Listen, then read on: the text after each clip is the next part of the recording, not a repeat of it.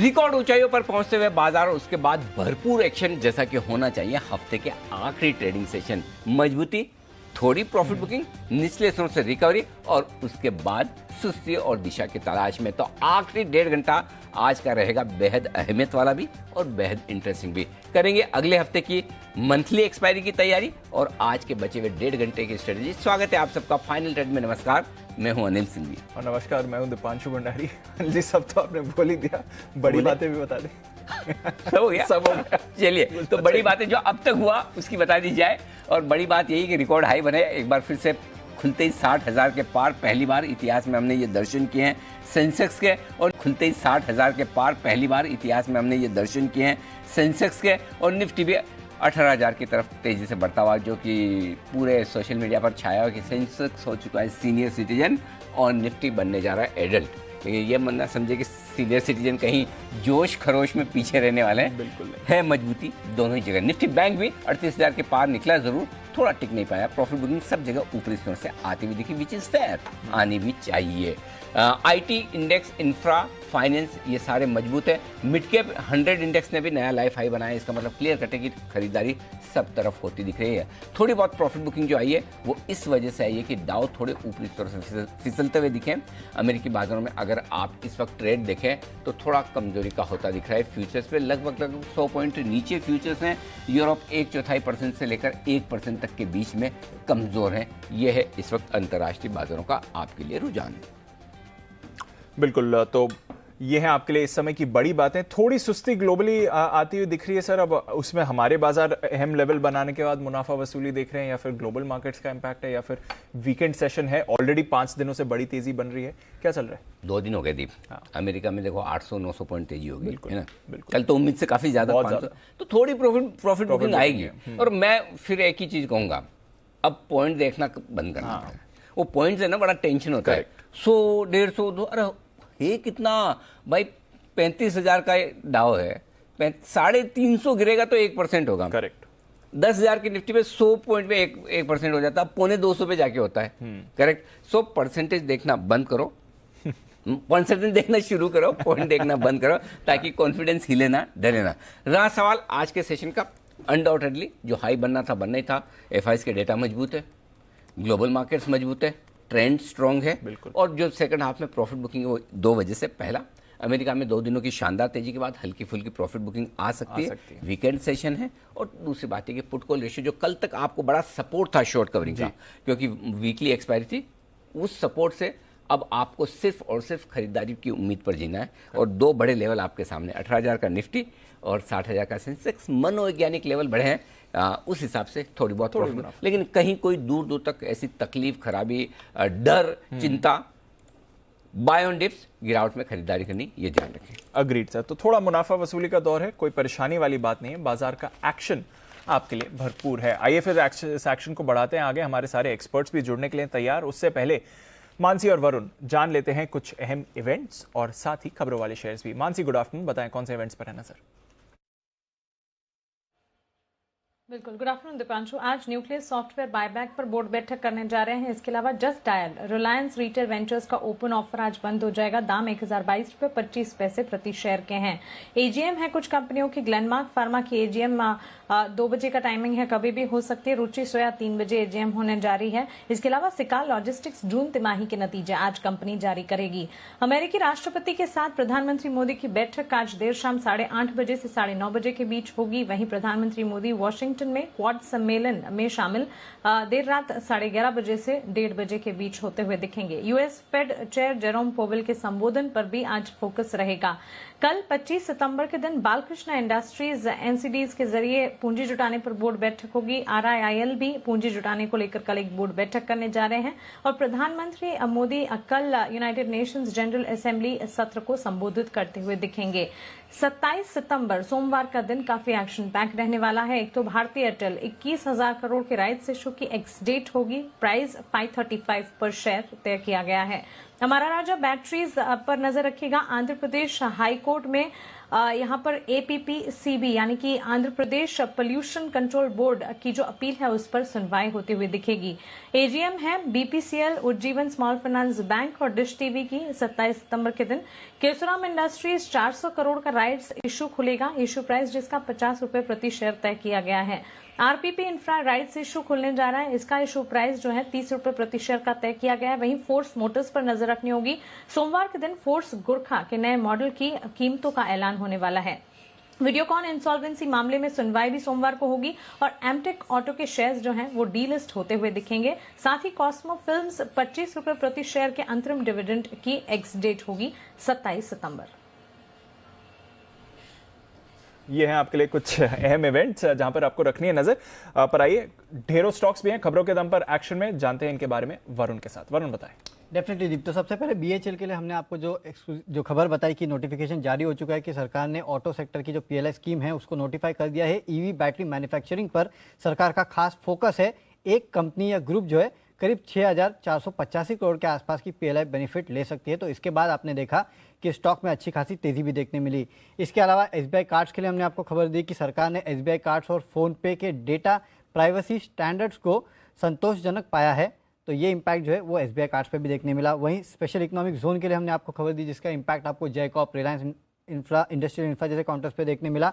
और वो है कि स्पेशल इकोनॉमिक जोन को लेकर सरकार का जो बड़ा एक्शन है उसमें वाणिज्य मंत्रालय ने स्पेशल इकोनॉमिक जोन के नियमों में ढील देने पर काम कर रहे हैं वो, और इसके लिए एग्जिट आसान करने की कोशिश की जा रही है। तो ये जो न्यूज़ हमने आपको दी उसका इम्पैक्ट कुछ स्टॉक्स पे भी देखने मिला। वहीं ओरियन प्रो सॉल्यूशंस, इस कंपनी ने ओरियन पे पेमेंट प्लेटफॉर्म जो है वो लॉन्च कर दिया है। कैडिला हेल्थ, इस कंपनी की एक दवा को US FDA से मंजूरी मिल चुकी है। प्लेग सोरासिस के इलाज में ये दवा जो है उसका इस्तेमाल होता है। अहमदाबाद प्लांट में ये दवा की मैन्युफैक्चरिंग होगी। इरकॉन, इस कंपनी को 500 मेगावाट के सोलर प्लांट के लिए इस कंपनी ने बोली जीती है। करीब 2400 करोड़ के आसपास की अनुमानित लागत है इसकी। PSP प्रोजेक्ट कंपनी को करीब 423 करोड़ के ऑर्डर मिले हैं। कैप्लिन पॉइंट CRO एमेरिस क्लिनिकल की US FDA जो है उसकी जांच पूरी हो चुकी है और जांच के बाद US FDA ने कोई भी आपत्ति जो है वो नहीं पाई है। ONGC की AGM चल रही है, वहाँ से कुछ बयान आया है कि ONGC विदेश में मोनेटाइजेशन पे कंपनी जो है वो सही समय पे फैसला लेगी। इसके अलावा कैडिला और शिल्पा मेडिकेयर को लेकर एक खबर आई है कि सब्सिडरी का कैडिला हेल्थ केयर के साथ एक करार हुआ है। शिल्पा मेडिकेयर की सब्सिडरी है शिल्पा बायोलॉजिक्स। जाइकोवी डी के उत्पादन और सप्लाई के लिए इन्होंने ये करार किया है। कौन से? एक तो जिंकोविट खाई थी मैंने अभी कोविड के टाइम में। ये जाइको डी है, जाइकोवी डी। अच्छा, ये कोविड वाली है। अच्छा, जाइडस कैडिला की कोविड की दवा जाइकोविड। हाँ, जिंकोविड तो वो विटामिन उसमें बहुत सारे वो। बंसल जी को पता होगा। बंसल जी, क्या क्या काम आती है जो मैंने खाई वो गोली?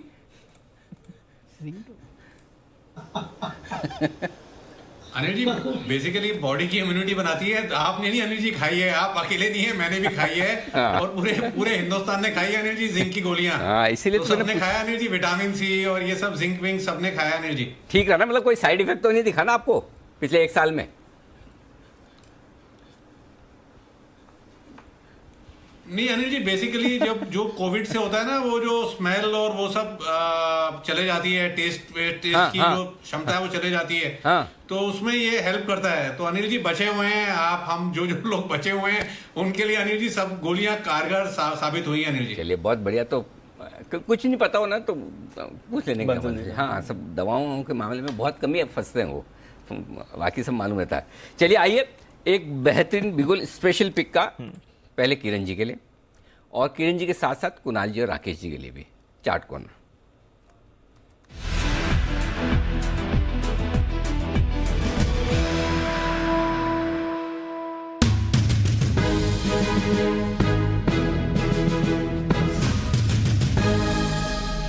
क्योंकि वागले साहब आज फ्राइडे में हाफ डे लेकर लॉन्ग वीकेंड मनाने की तैयारी में आप सब लोगों के लिए मैदान खुला था। आशीष सर ने लगा कि मैं स्टूडियो में हूं तो मौका मुझे अपने आप मिल ही जाएगा। आशीष सर, ऐसा होता नहीं है, चांस लेना पड़ता है, मिलता नहीं है। तो ये चांस सबसे पहले लिया किरण जी ने। वेरी स्पेशल बिगुल, कौन सा बोला? वेरी स्पेशल बिगुल, जबरदस्त वाला। डबल मतलब बना जो हम सुबह बात कर रहे थे। हाँ, वो वैसा। और उन्होंने बोला सेम मैकडोवेल जैसा है। मैकडोवेल में जो कमाल हुआ वैसे ही बिगुल है, और साथ ही कुणाल जी राकेश जी भी तैयार है मैकडोवेल वाले।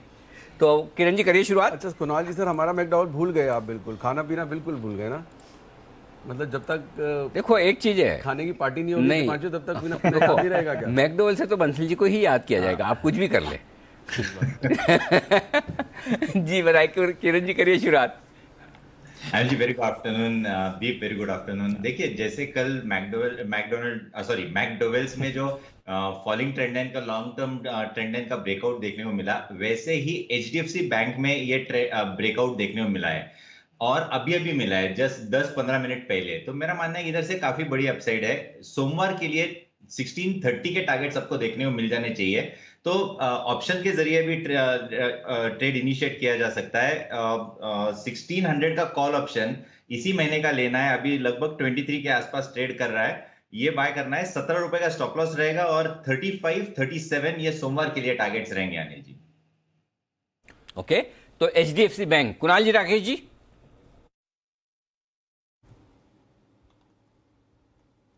अनिल जी एचडीएफसी बैंक की हमारा भी पिक है, और दोनों में गेम क्या हो रहा है अनिल जी, फरवरी 21 में एचडीएफसी बैंक भी नए लाइफ टाइम हाइस पे था, कोटक बैंक भी नए लाइफ टाइम हाइस पे था।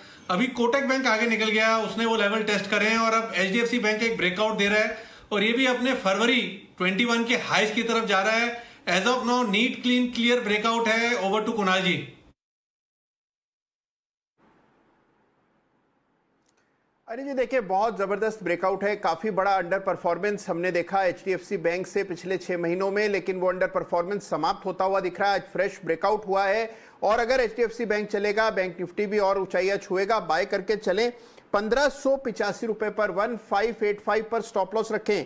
पहला टारगेट होगा 1640 रुपए का, 1640 का, और 1665 तक जाने की क्षमता दिखती है। तो 1640 के टारगेट के लिए एचडीएफसी बैंक में खरीदारी कराए। कुणाल जी कभी ऐसा हुआ कि मतलब जैसे आपको देना था एचडीएफसी बैंक, आपको तो नहीं पता कि किरण जी भी दे रहे हैं, राइट?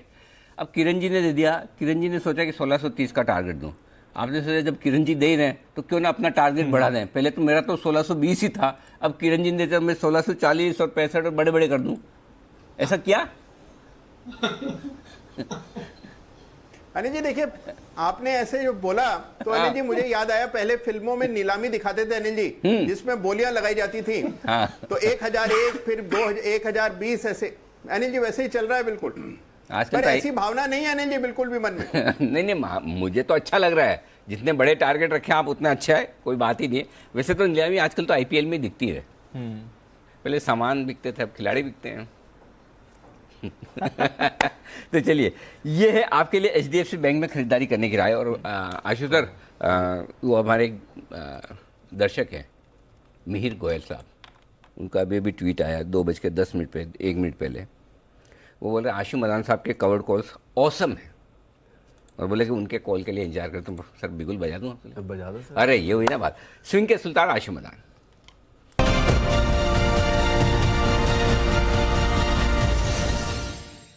अनिल जी एक और स्टॉक है, मतलब और सबसे अच्छी बात है अनिल जी, कल और आज में और आज सुबह में करेक्ट हो गया इस मार्केट में, नीचे आ गया था, नीचे आ गया। तो नीचे लेने में बड़ा कंफर्टेबल होता है। और ये अगले महीने का स्प्रेड बनाना है जी, October, next month. Okay, next month का स्टॉक है अनिल जी टाटा पावर। टाटा पावर अनिल जी 139-140 का चल रहा है फ्यूचर। हमको सर 139-140 का फ्यूचर नहीं लेना, हमारे को लेना है 140 की कॉल, जो चल रही है 8.25-9 रुपए में, 140 की स्ट्राइक की। और इसके अगेंस्ट बेचनी है अनिल जी 160 वाली एक। आजकल अनिल जी आपने नोटिस किया, मैकडॉवेल, टाटा कैम परसों सारे 1:1 स्प्रेड हो गए हैं, क्योंकि स्टॉक में जिस तरह की मूवमेंट हो रही है ना, तो दो बेचने में रिस्क बहुत है। हाँ, दो बेचने में रिस्क हो रहा है, सही है। और वो प्रॉफिटेबिलिटी कम हो रही है। करेक्ट। तो जब तक सर मार्केट ऐसी चल रही है, स्टॉक्स ऐसे परफॉर्म कर रहे हैं, और स्टॉक्स एक एक करके ब्लास्ट हो रहे हैं। मतलब आप देखिए ना, मैकडॉवेल और टाटा कैम। मैं वही चाह रहा हूँ, आप जो बोलते हो ना कई बार कि स्टॉक स्पेसिफिक एक्सीडेंट्स जिसमें 8-10% स्टॉक गिर जाता है, ऐसा आप कब बोलोगे? स्टॉक स्पेसिफिक ब्लास्ट होते रहेंगे। ब्लास्ट हो रहे हैं अनिल जी, हो रहे हो तो पास्ट बता रहे हो, फ्यूचर का कब? नहीं तो फ्यूचर में भी होंगे ना। अनिल जी ये टाटा पावर की कॉल है 140 वाली, ये अराउंड 9 रुपए चल रही है, ठीक है, ये लेनी है। और 160 की एक बेचनी है 3 रुपए में। अनिल जी इसकी कॉस्ट होगी 6 रुपए। 6 रुपए में अनिल जी 1.25 महीना पड़ा है, पूरा अक्टूबर है। आज भी सुबह अनिल जी 145 था, ये अभी 139 आया। सो करेक्शन में ये बहुत अच्छा भाव हो गया टाटा पावर का, और आगे पीछे करके अनिल जी इसको चलना ही चलना है। ₹6 की कॉस्ट में, बिल्कुल 6 रुपए की कॉस्ट में पूरे महीने का वो है, और ये किसी भी वक्त मूव अच्छी आ जाएगी। मुझे ये काफी एनालिस्ट कवर भी करते हैं सर, ये 143 144 पे ब्रेकआउट देता है, धोखा देता है, थोड़ा नीचे आता है, बल्कि अभी 130, जैसे उस दिन हम टाटा केम की बात कर रहे थे जी, क्या हुआ था मुझे नहीं पता, 880 से 780 और 780 वाला 900 रुपए देख लीजिए। आज तो हमारी सुबह खबर थी ना उस चक्कर में। हाँ, वो तो मालूम है, वो उसकी ईवी वाली, तो ऐसी खबर कुछ ना कुछ आती है। चेक कर रहा था कि आप सुबह देख रहे थे, कैसे नहीं देखे। पर जी आप स्टॉक की बात कर रहे हैं, मैं एक और चीज बोलता हूँ, जैसे हमने भारती को एक लेवल के बाद बोला कि अब ट्रेडर नहीं संभाल पाएंगे, डिलीवरी का स्टॉक हो गया। मैकडॉवेल, टाटा केम, डिलीवरी वाले दोनों का 1200 रुपए का टारगेट है सर, दोनों का। मतलब ये नहीं कि 500 रुपए का, ये लेके रख दीजिए, आगे पीछे करके आपको नीचे ऊपर करके, लेकिन आप वो ट्रेडर के लिए सौदा नहीं संभलेगा, स्टॉक लेके भूल जाएंगे। ऐसी एनर्जी हैवल्स, मतलब 700 से जब 1100 हुआ तब भी सब वो कहते थे कि अब 1100 में कैसे, 1400 रुपए हो गया। तो ये स्टॉक्स जी अब लेके रखने पड़ेंगे। जो उस दिन ही मैंने 4-5 स्टॉक बोले थे कि 11, 12, 1300, 1400 वाली रेंज में, इनमें 500-500 रुपए का इजाफा होगा। नीचे वाले में जी भेल सुबह 59 होगा, शाम को फिर 57 ही दिखता है वो, मतलब वो इतना तंग करेगा। और टाटा पावर भी छोटा ही स्टॉक है, उसमें देखो ना न्यूज आएगी फिर नीचे, तो ये स्प्रेड बना के बैठ जाइए। स्प्रेड क्योंकि 6700 का लॉट है, इसमें अगर 6 पे 6 रुपए भी मिल जाते हैं तो बहुत अच्छा पैसा मिल जाता है इसके। एक है दर्शक विजय कुमार जो कह रहे हैं, अनिल जी आप आशु जी से डेली 2 कैश के स्टॉक देने के लिए रिक्वेस्ट करिए। कर दी रिक्वेस्ट, देखो आपके सामने, मेरा काम रिक्वेस्ट करने का कर दिया, आपने बोला कर दिया, हम तो हमारे दर्शकों के लिए शो कर रहे हैं, सीधी बात। चलो आशीष जी, हाँ ना तो बोलो, आपने सुना ही तो बोला, हाँ मैंने सुन लिया, आपने कह दिया तो संभाल लेंगे, जय वीरू की तरह, ज्यादा तो नहीं बोल दिया, संभाल लेंगे, देने पड़ेगा। Delta Corp last, Delta Corp पर अब तो वायदा बाजार हो गया। डेल्टा कॉप तो कमाल ही था एकदम, बिल्कुल उसमें कोई डाउट। इनफैक्ट टाटा पावर जैसे तो आराम से आप डिलीवरी रखो ना, 140 वाले अनिल जी डिलीवरी का अब 6700 का लॉट लिया नहीं जाएगा तो डिलीवरी रखो ना सर, बहुत बहुत अच्छा स्टॉक है, ये आगे पीछे करके दे के जाएगा, पैसे बहुत अच्छे दे के जाएगा। परफेक्ट, ये है आपके लिए। अच्छा, पैसे दे के जाएगा, अगर आप कुछ ऐसा काम करें और उसके बाद आपके पैसे बन जाए तो, मतलब जिसमें आपको खर्च करें, फॉर एग्जाम्पल मतलब आप स्पा गए, सलून गए, पैसे लगेंगे ना आपको, और मैं कहूँगा आप जाओ और आपको पैसे मिल जाए तो ये तो बहुत बढ़िया बात है ना। वो भी कितने, हेयर कट के कितने पैसे लगते होंगे आपके, मतलब आप बढ़िया से बढ़िया करोगे 1000-1500। मेरा तो 500 रुपए वाला, 550 रुपए वाला है, बाकी 1000 रुपए वाले भी हैं, उसमें करवाओ, बहुत बढ़िया, सस्ता भी होता है इटालियन सैलून में। अच्छा ओके, हाँ, मुश्किल से 50 रुपए लगते हैं, लेकिन बहुत जोरदार। रोड साइड पे ईट नहीं, ईटा के ऊपर ईट उसे ऊपर बिठा के जो हम उसको इटालियन सैलून ही बोलते हैं, उसमें बहुत बढ़िया काम होता है एकदम। 2 महीने के लिए वो काम क्लियर। हाँ, और अब मतलब समझ तो गए हो क्या? ओके, तो चलिए, अगर आप बाल कटवाएं और उसके बाद आपको 2 करोड़ रुपए मिले तो, ऐसी एक इंटरेस्टिंग खबर, पूरी डिटेल्स लेकर आइए देवांशी हमारे साथ, कि आईटीसी मौर्या को बाल काटना महंगा पड़ गया किसी के, और बाल काटने के बाद उन्हें देने पड़े 2 करोड़ रुपए। देवांशी बताइए क्या है पूरी खबर। दरअसल अनिल से जब मैंने ये पूरी स्टोरी पढ़ी, क्योंकि सबसे पहला सवाल तो मेरे दिमाग में यही आया कि 2 करोड़ रुपए का कंपनसेशन किसी सलून ने कैसे दिया, क्योंकि हम भी काफ़ी बार सलून जाते हैं, लेकिन सबसे इम्पोर्टेंट सर्विस अगर हम किसी भी महिला के लिए होती है तो वो एक हेयर कट की होती है। और जब मैंने ये पूरी कहानी पढ़ी तो मुझे भी बहुत ज़्यादा दुख हो गया कि ये कैसे किसी के साथ हो गया। आप देखिए, आईटीसी मौर्या को एक्चुअली ये हेयर कट काफ़ी महंगा पड़ा। दरअसल 2018 की ये बात है, जब एक महिला आईटीसी मौर्या में गई थी उस सलून में अपना हेयर कट करवाने, और उन्होंने काफ़ी स्पेसिफिक इंस्ट्रक्शंस दिए थे अपने हेयर स्टाइलिस्ट को। उन्होंने ये कहा कि नीचे से, यानी कि इनके जो हेयर है उनके बॉटम से 4 इंच इनके बाल काटे और फ्लिक्स कर दे। लेकिन ये एक छोटी सी मिसअंडरस्टैंडिंग हो गई, गलती हो गई हेयर स्टाइलिस्ट से। उन्होंने उनके सारे बाल चॉप कर दिए और सिर्फ 4 इंच बाल रखे, तो यानी कि एक ब्लंट कट कर दिया उनका, बॉब कट कर दिया, और इसी के चलते वो मेंटल ट्रॉमा में चली गई। अब इंटरेस्टिंग बात यह है कि उसके बाद जो सीरीज ऑफ इवेंट्स होते हुए दिखे वो काफ़ी इंटरेस्टिंग थे, क्योंकि वो बहुत ज़्यादा गुस्से थी महिला, तो उन्होंने उनके जो मैनेजर हैं उनसे कंप्लेन की, लेकिन वहाँ से भी बहुत ज़्यादा अच्छे से बात नहीं की गई उनसे, और उसके बाद उन्होंने आईटीसी के सीईओ को ये कंप्लेन कर दी थी। साथ ही जो आईटीसी का सलून है उन्होंने ये कहा कि क्योंकि हमसे ये गलती हो गई तो हम आपको चार्ज नहीं करेंगे, और बदले में हम आपको हेयर एक्सटेंशन सर्विस भी दे देंगे।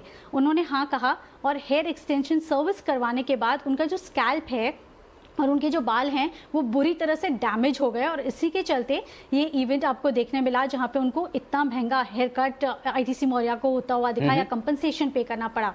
अब 2 करोड़ का फिगर क्यों आया? क्योंकि आप देखिए वो एक मॉडल थी जो वेल नोन ब्रांड्स के लिए काफ़ी ज़्यादा मॉडलिंग करती थी और इस इवेंट के बाद उनका जो करियर है या इनकी जो असाइनमेंट्स है उन पर सबसे ज़्यादा असर होता हुआ दिखा। उनकी स्कैल्प भी डैमेज होते हुए दिखे, बाल डैमेज हो गए और इसी के चलते 2 करोड़ का जो कंपनसेशन है वो आईटीसी को भुगतना पड़ा था। यार कोई मेरे साथ भी ऐसा करे सच्ची में मेरे तो कोई घर की खेती उग जाएगी 2-3 महीने में, कहा जाना। देवांशी आपके साथ कोई करे? आप भी तो जानी मानी टीवी स्टार है, एंकर है एकदम, आपको तो मजा आ जाएगा। नहीं सब मैंने आपको पहले ही कहा। हाँ? मैंने आपको पहले ही कहा कि ये कहानी सुन के और जब मैंने पढ़ा ये सीरीज ऑफ इवेंट्स मुझे दुख हो गया कि ये नहीं हो सकता। ये सबसे इम्पोर्टेंट सर्विस होती है, हम कितने भी पैसे देने के लिए मुझे लगा महिलाओं के लिए सबसे इम्पोर्टेंट वो आईब्रोज करवाने की होती है, आज पता चला बाल कटवाना आपके लिए ज्यादा इम्पोर्टेंट। ओके सर देवांशी से वो भी जी देवांशी, आशु सर कुछ आपसे बड़ा आसान सा सवाल पूछने चाहते हैं। जी आशु पूछिए। देवांशी आपने जैसे बताया कि वो मॉडल थी इसलिए 2 करोड़, तो पार्ट टाइम एंकर हो तो उसका क्या रेट है? उसका क्या कॉम्पनसेशन रेट है बता दीजिए।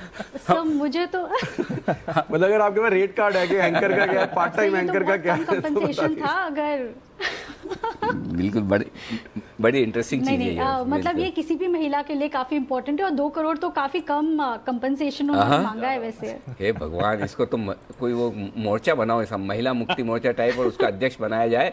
देवांशी को 2 करोड़ भी कम लग रहे हैं। देवांशी वाह, जय हो, बच गया आईटीसी 2 करोड़ देखे। सर मुझे तो लगता है कि ये आईटीसी पे मतलब ये बिजनेस मॉडल ना बन जाए, पता चले बाहर देखो लाइन लगी पड़ी है लोगों की, किसकी गलती हो जाती है। मैं पूरा तैयार हूँ भाई, सारे एकदम जो हम 100% बिल्कुल वो कंप्लीट अमरीश पुरी का कोई प्रॉब्लम वी आर रेडी।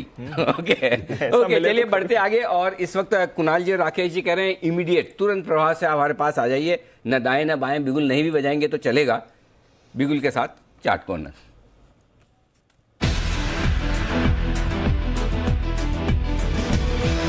यह है आपके लिए स्पेशल पिक का बिगुल। कुणाल जी राकेश जी बताइए। अनिल जी देखिए, बिना समय गंवाए इमीडिएट ब्रेकआउट आता हुआ चार्ट पर नजर आ रहा है। स्टॉक का नाम है चंबल फर्टिलाइजर। सारे फर्टिलाइजर स्टॉक्स में बाइंग देख रहे हैं। चंबल में फ्रेश ब्रेकआउट 335 रुपए के ऊपर अभी अभी दर्ज हुआ है। इन स्तरों पर बाय करके चलें। Over to Rakesh.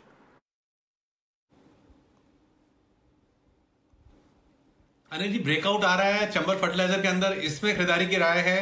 334 जो कुणाल जी ने ब्रेकआउट का लेवल मेंशन करा है, उसके नीचे का स्टॉप लॉस लगाना है। 360 पहला टारगेट है, 370 दूसरा टारगेट है, और चंबल फर्टिलाइजर है स्पेशल पिक वाला स्टॉक। चंबल फर्टिलाइजर ये है दमदार स्टॉक, और सुमित जी का भी सुपर हिट पक्का। कोई मैं अंदाज लगाऊं, अच्छा एक काम करें, बिगुल मैं बिगुल के बीच में आपको बोलूंगा, पक्का बोलना वही स्टॉक निकलता है कि नहीं। बिगुल सुमित जी के लिए सुपर हिट।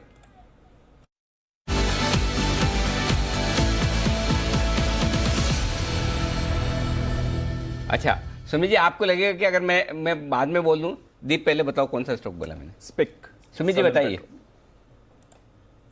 नहीं अनिल जी, अभी स्पिक मेरे रडार पे आया था, लेकिन मैंने अभी जो सिलेक्ट किया है वो है फर्टिलाइजर स्टॉक के अंदर जिसका भी भाव चल रहा है 119 रुपए, और स्टॉक का नाम है जीएसएफसी। जीएसएफसी के अंदर ब्रेकआउट आ रहा है और बहुत दिनों के बाद ये मूव देखने को मिल रहा है। जीएसएफसी के अंदर भी यहां से एक बड़ा मूव ऊपर की तरफ देखने को मिलना चाहिए। 127 का पहला टारगेट बनेगा, 130 का दूसरा टारगेट बनेगा। जीएसएफसी के अंदर यहाँ पे सीएमपी पे खरीदारी करें। नीचे के अंदर स्टॉप लॉस लगाए 113 रुपए 50 पैसे, 114 रुपए के आसपास, और ऊपर के अंदर 127 रुपए से लेके 130 रुपए तक के टारगेट जीएसएफसी में 2 से 3 दिनों के अंदर देखने को मिल सकता है। कुछ तो बड़ा हो रहा है फर्टिलाइजेशन में, कुछ तो कमाल होने की तैयारी है। जिस हिसाब से ये सब भागे, कोई खबर तो आई है, अभी तक पता नहीं चली क्या है क्या नहीं है। लेकिन स्पिक का जो बात हुआ, आपका तो क्या बोलना चाहिए, आपके रडार का स्टॉक है, तो जरा एक बार बताएं या सुमित जी उसके भी चार्ट बताइए। बिल्कुल अनिल जी, स्पिक के अंदर भी मोमेंटम बन रहा है, लेकिन जो मोमेंटम मेरे को जीएसएफसी में दिख रहा था वो स्पिक में दिखा नहीं, इसके लिए वो अभी सिलेक्ट नहीं किया। लेकिन उसके अंदर भी बाय करके बैठना चाहिए। स्टॉक यहां से 60 रुपए से लेके 65 रुपए तक का मूव जल्दी ही शॉर्ट टर्म में ही आने वाले दिनों में स्पिक में देखने को मिलेगा। नीचे में 50 रुपए 51 रुपए के आसपास का सपोर्ट बनेगा, तो पोजीशंस बना के होल्ड करें। 60 से 65 के लेवल जल्दी शॉर्ट टर्म में स्पिक में देखने को मिलेंगे। ओके 60 से 65 तक के लेवल्स आ सकते हैं स्पिक में, ये करें खरीदारी। दमदार एक्शन वाला, और दमदार एक्शन में एक स्टॉक और मैं जोड़ूंगा। एक क्या वो एकमात्र है, और वो है कोरोमंडल।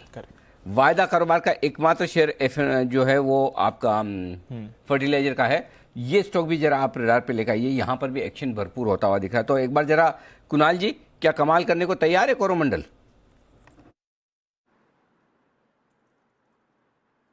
अनिल जी देखिए, सारे फर्टिलाइजर काउंटर एक एक करके ब्रेकआउट दे रहे हैं। कोरोमंडल अभी तक नहीं चला है, ब्रेकआउट का लेवल है 840 रुपए का, 840 अभी चल रहा है 820, 840 पार होगा तो अनिल जी स्टॉक में भी आपको 100 रुपए की तेजी मिनिमम गारंटीड आपको देखने को मिलेगी। तो 840 के ऊपर इसको खरीदना है। अभी फिलहाल फोकस करें उन काउंटर्स में जिनमें ब्रेकआउट आ चुका है।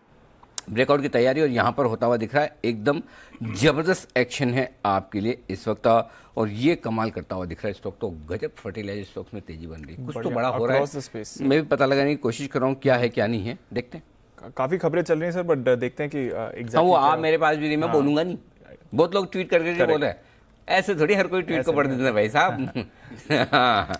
जब तक कंफर्म नहीं पढ़ेंगे ट्वीट तो हमारे पास भी आ रहे हैं एकदम रियल टाइम बेसिस पे, है ना। सारे के सारे पहुंच रहे, व्हाट्सएप ग्रुप सब पहुंच जाती है खबर। आजकल तो व्हाट्सएप यूनिवर्सिटी, ट्विटर यूनिवर्सिटी, बिल्कुल। ओहो हो, इतने स्टूडेंट्स पैदा किए ना इन्होंने, और सारे लिटरेट है, कम से कम अपने आप को समझते तो नहीं है। बिल्कुल। तो एक्शन है फर्टिलाइजर स्पेस में, और आपको बताएंगे भी कि क्यों यहाँ पर एक्शन आ रहा है। पर एक stock special pick Bansal ji, आज सुबह क्लोजिंग के समय इंडस टावर आपके और कुणाल जी की तरफ से आते हुए दिखा था। जबरदस्त तेजी है, 12% का उछाल, 314 के लेवल पर फिलहाल इंडस टावर ट्रेड करते हुए दिख रहा है। बंसल जी बताएं, सुबह की स्पेशल पिक, अब क्या करना है इस पे? देखिए दीपांशु, जो होल्ड कर सकते हैं, थोड़ा समय दे सकते हैं, तो ऊपर में यहाँ पे 385 400 के लेवल्स देखने को मिलेंगे। और जिन्होंने शॉर्ट टर्म के लिए आज का लिया, कुछ दिनों के लिए लिया था, तो वो जो टारगेट है 315 320 के जो पहले टारगेट वाले जोन है वो अचीव हो चुके हैं। तो जिनका इमीडिएटली शॉर्ट टर्म नजरिया है वो मुनाफा बांध लें, और जो होल्ड कर सकते हैं, रीरेट होगा 400 भी क्रॉस करेगा तो 385 400 के टारगेट के लिए होल्ड करें। ओके, तो 385 400 के टारगेट के लिए होल्ड करें, ये है आपके लिए रहा है इंडस टावर्स पर। मारुति, इस पर डालिए नजर। लंबे समय बाद मारुति ने किया है पार्टिसिपेट और अच्छे एक्शन दिखा रहा है।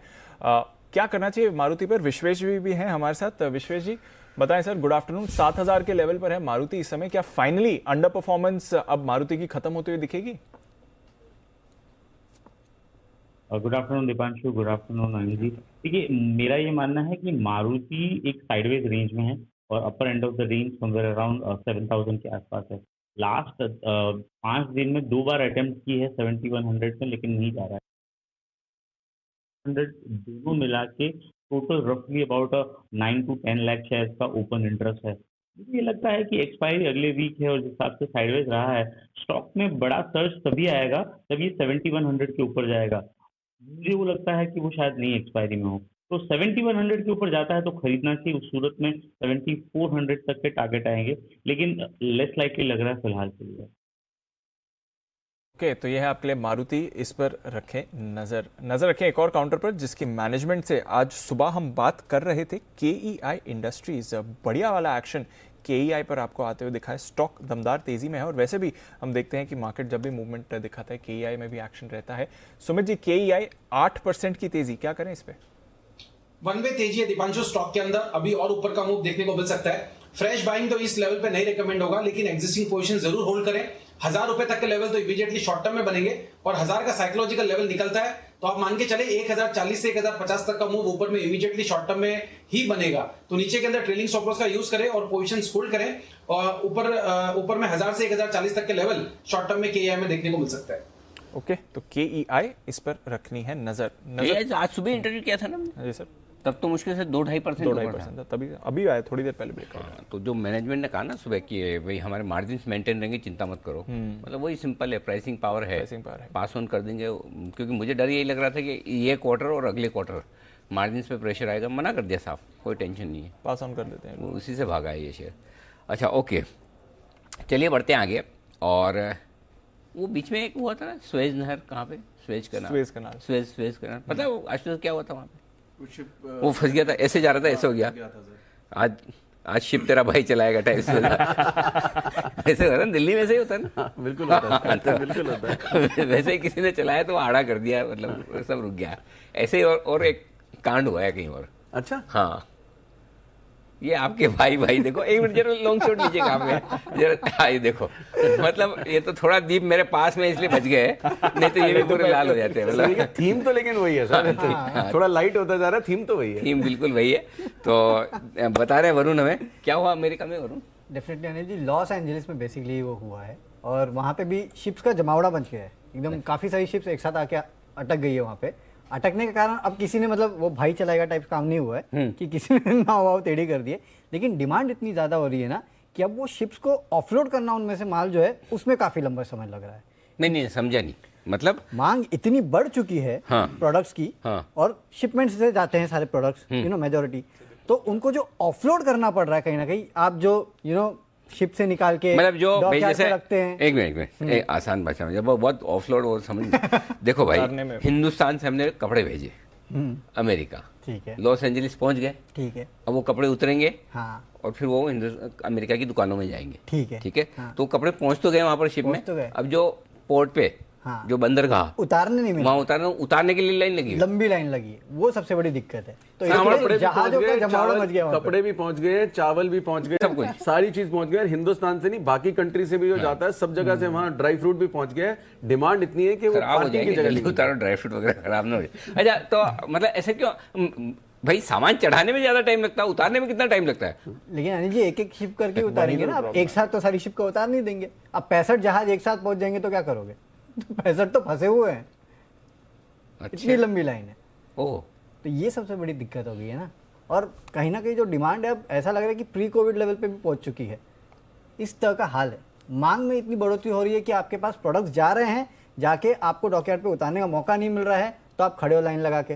अच्छा, जैसे कि हम पेट्रोल की लाइन लगा के खड़े रहते हैं ना, वो तो जमाना था जब 35 रुपए होता था पेट्रोल का दाम, अब तो उसके पेट्रोल पंप के आसपास से डर लगता है एकदम। पुरानी जी, डिमांड की बड़ी इंटरेस्टिंग चीज हुई है। आपको दिल्ली का एक किस्सा बताता हूँ लाइव फैमिली के अंदर। मतलब अभी ये जब कोविड में प्रोडक्शन थोड़ी कम हो गई थी और गाड़ियों की डिमांड बढ़ गई थी, तो एक साथ डिलीवरी आई, तो नॉर्मली सर डिलीवरी लेने जाते हैं, शोरूम से लेते हैं डिलीवरी। करेक्ट। इतनी गाड़ियों की डिलीवरी थी कि सर आसपास के पार्किंग लॉट्स बुक किए हुंडई, उसने डिलीवरी दी। मतलब कुछ लोगों को, हमारे जानकारों को, जैसे आज डिलीवरी अगर लोअर परेल में शोरूम में जगह नहीं है तो पैलेडियम का एक फ्लोर ले रहे हैं और डिलीवरी आपकी गाड़ी की पैलेडियम से मिल रही है। ऐसा हुआ है दिल्ली में सर, कि मतलब पार्किंग लॉट से डिलीवरी ली गई है। इसको भी यूफोरिया माना जाएगा। हाँ, मतलब था, क्योंकि सर वो पेंट अप डिमांड थी सारी, अब एक साथ जब डिलीवरी आई। अच्छा, तो वरुण, तो फिर मतलब जो जहाज अटके पड़े हैं, तो कमी तो हो रही होगी डेफिनेटली। फिर किराया बढ़ा है क्या? बढ़ा है, किराया तो बढ़ गया है, वही तो सबसे बड़ी बताओ, तो वो तो बताओ। हाँ, तो अनिल जी, हुआ ये कि करीब 65 से ज्यादा जहाज जो है वहाँ पे अटके हुए हैं और हफ्तों तक इनको इंतजार करना पड़ रहा है कहीं ना कहीं अपने जो माल है वो खाली करने के लिए। और इसके चलते ओवरऑल अगर आप देखेंगे तो जो ट्रैफिक है उसकी महामारी के चलते करीब 50% से ज़्यादा जो है वो कहीं ना कहीं स्तर पे पोर्ट के जो चार्जेस है वो पहुंच चुके हैं। और इसकी इंपॉर्टेंस क्यों है लॉस एंजलिस की जगह की, वो आप समझिए। करीब 40% से ज़्यादा कंटेनर शिपिंग ट्रैफिक जो है वो इसी रूट पे होता है, और खासकर एशिया से आने जाने वाले इंपोर्ट जो है वो इसी पोर्ट पे होते हैं। इसके लिए जो इंपॉर्टेंस है इस LA की पोर्ट की सबसे ज़्यादा है। अगर आप देखेंगे पिछले एक साल में कुछ जहाज़ों की दर जो है वो 4 गुना तक हो चुकी है, यानी कि मल्टीप्लाई हो चुकी है, 4 गुना रेट्स बढ़ चुके हैं। भारतीय शिपिंग की दर जो है उसमें भी लगातार बढ़ोतरी देखने मिल रही है। इनफैक्ट भारत से बाहर जाने वाले जो जहाज है इनके रेट्स जो है पिछले 6 महीने में अगर आप देखेंगे तो दोगुने हो चुके हैं। 4 गुना पिछले साल से 4 गुना। और ये तो ऐसा 6 महीने में दुगने। ये तो ऐसा उदयपुर से मुंबई चलने वाले ट्रैवल्स ने जो दिवाली के टाइम पे 4 गुना कर देते हैं किराया, ऐसा हाल है एकदम। अब ये इंटरनेशनल लेवल पे हो रहा है, आप सोचिए। भगवान, सब जगह ऐसे ही हाल है, सब जगह यही हाल है। इनफैक्ट अनिल जी, हमने आपको कल केमिकल की भी स्टोरी बताई थी, तब भी हमने यही कहा था कि शिपिंग जो है वो बहुत बड़ी दिक्कत दे रहा है, जिसकी वजह से अक्रॉस अगर आप देखेंगे कमोडिटी के दाम जो है वो बढ़ते जा रहे हैं। तो शिपिंग वाले तो कमाएंगे, बाकी भी कमाएंगे, कंज्यूमर जो है उसको महंगा पड़ेगा। ऐसा हो कि वो चाइना कुछ दबा के बैठा गया कंटेनर के, हम छोड़ेंगे नहीं, ऐसा है ना? तो चाइना क्या करता है, वो प्रीमियम पर कंटेनर ले लेता है, तो बाकी मार्केट्स में कंटेनर भी नहीं है। नेक्स्ट वरुण वही बता रहे थे कि कंटेनर्स की भी शॉर्टेज है। अच्छा, पोर्ट्स में शिप्स, चाइना वाले बदमाश हैं, हर जगह कुछ न कुछ गड़बड़ करते हैं। नहीं, अगर उनको माल बेचने नहीं दिया तो कंटेनर छुपा लेंगे।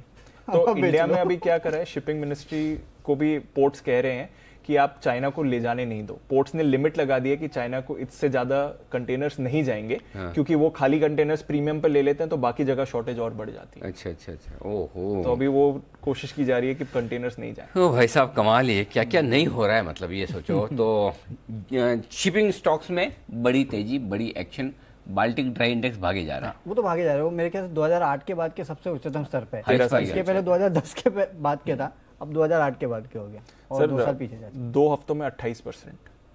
2 हफ्तों में जी शिपिंग दिखाओ जरा, स्टॉक दिखाइए जरा, जी शिपिंग क्या क्या हाल है, एक बार जरा देखा जाए।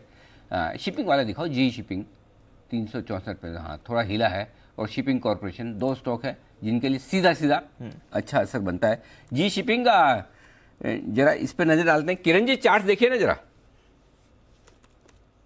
शिपिंग पे ऐसा कोई खास संकेत देखने को नहीं मिल रहा है अनिल जी। जिस तरीके से ये चार्ट पैटर्न है, मेरा मानना है कि थोड़ा सा साइडवेज पॉजिटिव मोमेंटम ही देता नजर आ जाना चाहिए काउंटर। अभी 369.70 के आसपास ट्रेड कर रहा है, तो 355 का मेरा स्टॉप लॉस रहेगा। लगभग 400 रुपए के आसपास के टारगेट्स रहेंगे। तो ये है आपके लिए राय, थोड़ा 400 रुपये तक के टारगेट के लिए आपको करना है एक्शन पूरा तेजी वाला। आइए 2:30 बज गए ना, हाँ बज गए, ओके। तो सेठी साहब से मुलाकात करते हैं, सदाबहार सेठी साहब की शॉर्ट टर्म पिक्स।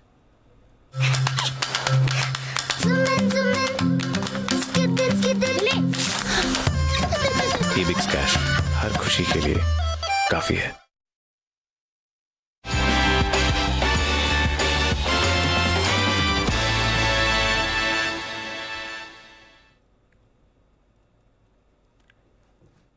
वक्त है स्वागत करने का सदाबहार सेठी साहब। सेठी साहब गुड आफ्टरनून सर, बताएं 60,000 पर आ गया आज सेंसेक्स, क्या रेकमेंड कर रहे हैं आप? Good afternoon Deepanshu, good afternoon Anil ji. देखिए दीपांशु, आज भी 2 स्टॉक है, एक कैश मार्केट का स्टॉक है और एक एफ&ओ का स्टॉक है, दोनों में खरीदारी करनी है। और जो पहले मैं कैश मार्केट के स्टॉक का जिक्र करना चाहूंगा, जो कैश मार्केट का स्टॉक है वो आमतौर पे हम डिस्कस नहीं करते। स्टॉक का नाम है BCL इंडस्ट्रीज, BCLIND, जो कि अभी 235-36 के लेवल पे ट्रेड कर रहा है।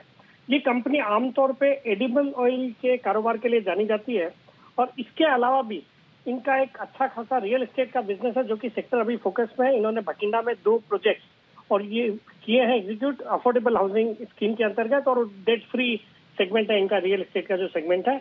बट इतना ही नहीं है, इसको आज पिक करने के पीछे एक कारण है। आज सुबह जी बिजनेस में एक एक्सक्लूसिव खबर थी कि सरकार 100 करोड़ लीटर एथेनॉल मुहैया कराएगी ये ऑयल मार्केटिंग कंपनीज को इन द नेक्स्ट 2 मंथ्स। और इस कंपनी के पास भी एक डिस्टिलरी है, ये इनकी एथेनॉल बनाने की कैपेसिटी है 325 किलोलीटर पर डे की।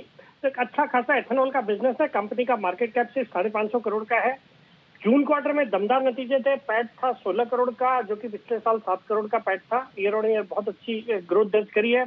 अच्छे रिटर्न रेशियोज है, return on capital employed around 20%, debt equity ratio 0.55, जो कि लगातार घट रहा है। तो मेरी इस स्टॉक में इन लेवल्स पे खरीदारी करने की सलाह, और मेरा इसमें शॉर्ट टर्म का टारगेट है 255 रुपए का, स्टॉप लॉस रखना 225 रुपए। आज भी लगातार दूसरे दिन 55 के टारगेट आए हैं सेठी साहब की तरफ से, मुझे बहुत अच्छा लगता है जब 55 के टारगेट दें सेठी साहब, बहुत ही बढ़िया लगता है। सेठी साहब दूसरा स्टॉक बताएं सर। दूसरा स्टॉक आज अनिल जी एक एफ&ओ का स्टॉक है, और स्टॉक है आशु जी का भी पसंदीदा स्टॉक है। मुझे लगता है आज भारतीय एयरटेल को लेके जाना चाहिए। भारतीय एयरटेल जो कि अभी फ्यूचर्स 735 के आसपास ट्रेड कर रहे हैं, सितंबर फ्यूचर्स। मुझे लगता है जिस तरीके से आज पूरे टेलीकॉम सेक्टर में, भले ही वो भारतीय एयरटेल हो या आइडिया हो या रिलायंस हो, इन सब में एक बड़ी तेजी है। और ये जो आज निफ्टी में भी जो हम देख रहे हैं कि निफ्टी अभी भी पॉजिटिव है, ये 2-4 स्टॉक की वजह से ही है, जिसमें एक भारतीय एयरटेल भी है, दूसरा HDFC बैंक, रिलायंस, इन सब स्टॉक्स ही। अदरवाइज जो मार्केट है थोड़ा वीक है। तो आज के बाजार में मुझे लगता है भारतीय एयरटेल खरीदना चाहिए। मुझे लगता है टेलीकॉम सेक्टर के लिए कुछ बड़ी पॉजिटिव खबर हमको एक्सपेक्ट करनी चाहिए ओवर द वीकेंड। तो मैं इस स्टॉक में खरीदारी करने की सलाह दे रहा हूँ, और मेरा इसमें मंडे के लिए टारगेट है 755 रुपए का, और स्टॉप लॉस रखना 725 रुपए का। ओके, 725 का स्टॉप लॉस, 755 का टारगेट, ये है भारतीय एयरटेल में खरीदारी करने की राय। फिर से भारतीय एयरटेल में एक्शन पूरी तरह से बनता हुआ दिख रहा है। सेठी साहब, जो आप आशु जी के नाम पे भारतीय एयरटेल जो रिकमेंड कर रहे हैं, तो आशु जी भी आपको कुछ और रिकमेंड करना चाहते हैं। आशु जी कहिए। नहीं, पहले तो मैं धन्यवाद कहना चाहता हूँ अनिल जी, तो मैं उनके साथी हूँ। मैं सर सेठी जी के लिए आपसे पूछना चाहता हूँ, आपने जो 2:30 बजे का टाइम रखा है, अब सेठी जी के बाद 2 बजे भी कॉल हो सकती है, अब रखने के बाद 3 बजे भी कॉल हो सकती है, तो कम से कम सर इनको स्टूडियो में इनवाइट तो करें, एक दिन तो इनको हमारे साथ गुजारना चाहिए स्टूडियो में। 2 से 3:30, ये 3:15 भी बहुत अच्छी BTST दे सकते हैं। और मतलब सेठी साहब तो कैश, फ्यूचर, BTST सब में मास्टर हैं, तो सर ये 2:30 बजे ही क्यों? मतलब मुझे लगता है कि for the benefit of viewers and traders, life में डिसिप्लिन आदमी नहीं। मतलब अगर आपकी रिक्वेस्ट नहीं मान रहे तो मैं सर ऑन एयर रिक्वेस्ट करता हूँ। नहीं, देखो 2:30 बजे तो डिसिप्लिन की वजह से, और बाकी जो आपने कहा स्टूडियो में हफ्ते में एक दिन तो बनते ही। बिल्कुल, तो मेरा तो मतलब मेरी तरफ से निमंत्रण है सेठी जी के नेक्स्ट वीक। निमंत्रण तो हम देंगे, आपको तो आदेश ही देना, सेठी जी आ जाना, नहीं तो आप ही के स्टॉक पे शॉर्ट कॉल आएगा। सेठी जी हफ्ते में एक दिन, हमारी नहीं, सेठी साहब की तो सुनिए, सॉरी आशीष सर की सुनिए। सेठी जी नेक्स्ट वीक एक दिन हमारे साथ गुजारिए प्लीज। हाँ बिल्कुल बिल्कुल आशीष जी, बिल्कुल अनिल जी, नेक्स्ट वीक कोई दिन का प्रोग्राम रखता हूँ, शाम का जो क्लोजिंग शो है स्टूडियो में आके पूरा 1.5 घंटे का शो करता है। शाम का मत रखना, हमारा क्लोजिंग शो दोपहर में खत्म हो जाता है 3:30 बजे। शाम वाला प्रोग्राम फिर आप कभी दिल्ली जाओ तो बंसल जी के साथ। ओके चलिए, तो शुक्रिया आपका 2 बेहतरीन कॉल्स देने के लिए। तो ये आपके लिए भारतीय एयरटेल और BCL इंडस्ट्रीज खरीदारी करने का है, बी लेटर पर बुलिश है सेठी साहब। ओके, एक्सचेंजर के आए दमदार नतीजे, भले हमारे यहाँ लिस्टेड नहीं कंपनी, अंतर्राष्ट्रीय कंपनी है, बड़ी कंपनी है, इन IT और सॉफ्टवेयर क्षेत्र की बड़ी दिग्गज कंपनी, लेकिन देखो अच्छी चीज़ें जहाँ से मिले वहाँ से सीख लेना चाहिए, समझ लेना चाहिए।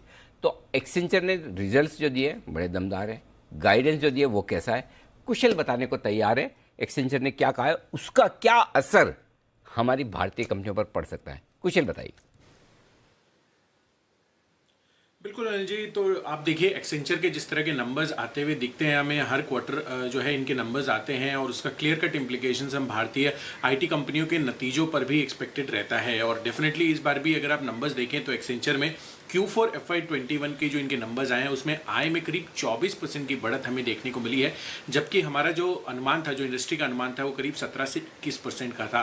दूसरा एक और बीट इन्होंने किया है कि FY22 की जो आय ग्रोथ गाइडेंस दी है इन्होंने लोकल करेंसी में, वो करीब 12 से 15% की दी है, जो कि अपने आप में एक अच्छा खासा डबल डिजिट रेवेन्यू ग्रोथ ही एक्सपेक्ट करके चल रहे हैं। इनफैक्ट FY21 में अगर आप टोटल एनुअल सेल्स देखेंगे तो $50 बिलियन का भी आंकड़ा इन्होंने पार कर लिया है। जिस तरह से पेंडेमिक के बाद डिजिटल कॉन्ट्रैक्ट्स की डिमांड बढ़ती हुई नजर आई है, खासकर क्लाउड कंप्यूटिंग जोन में, वहां पर कंपनी ने काफी अच्छा काम किया है और इसीलिए इनका रेवेन्यू जो है उस स्पेस में भी काफी अच्छा बढ़ता हुआ दिखा है।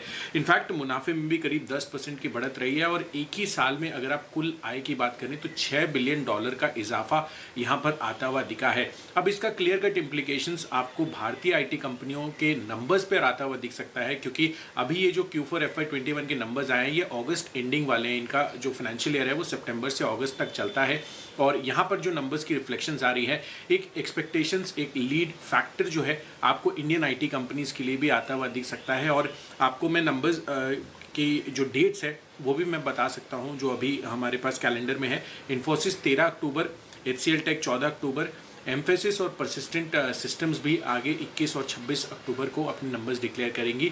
तो ये कुछ एक डेट्स अनाउंस की गई हैं। डेफिनेटली एक अच्छा लीड फैक्टर आपको एक्सेंचर के नंबर से भारतीय IT कंपनियों की एक्सपेक्टेशंस है। बिल्कुल, तो भारतीय IT कंपनी से दमदार प्रदर्शन की उम्मीद है और पिछले कुछ महीनों का एक्शन देखें तो IT ने लीड किया है। Infosys, HCL tech, Tech Mahindra, Persistent Systems, Mindtree, Coforge, L&T Infotech सारे के सारे काउंटर्स एक्शन में रहे और लगातार हमारे एक्सपर्ट से भी आपके लिए खरीदारी की राय आई है। तो ये है IT स्टॉक्स का एक्शन। पर आइए बाजार का एक्शन क्या करना है इस समय। थोड़ी सुस्ती के बाद बाजार फिर से एक्शन में आते हुए दिख रहे हैं। क्या होनी चाहिए आपकी स्ट्रैटेजी, जानते हैं अनिल जी के साथ। कभी कभी खुशी के लिए कुछ ज्यादा नहीं, एक अनजान दोस्त ही काफी है। EBIX कैश हर खुशी के लिए काफी है।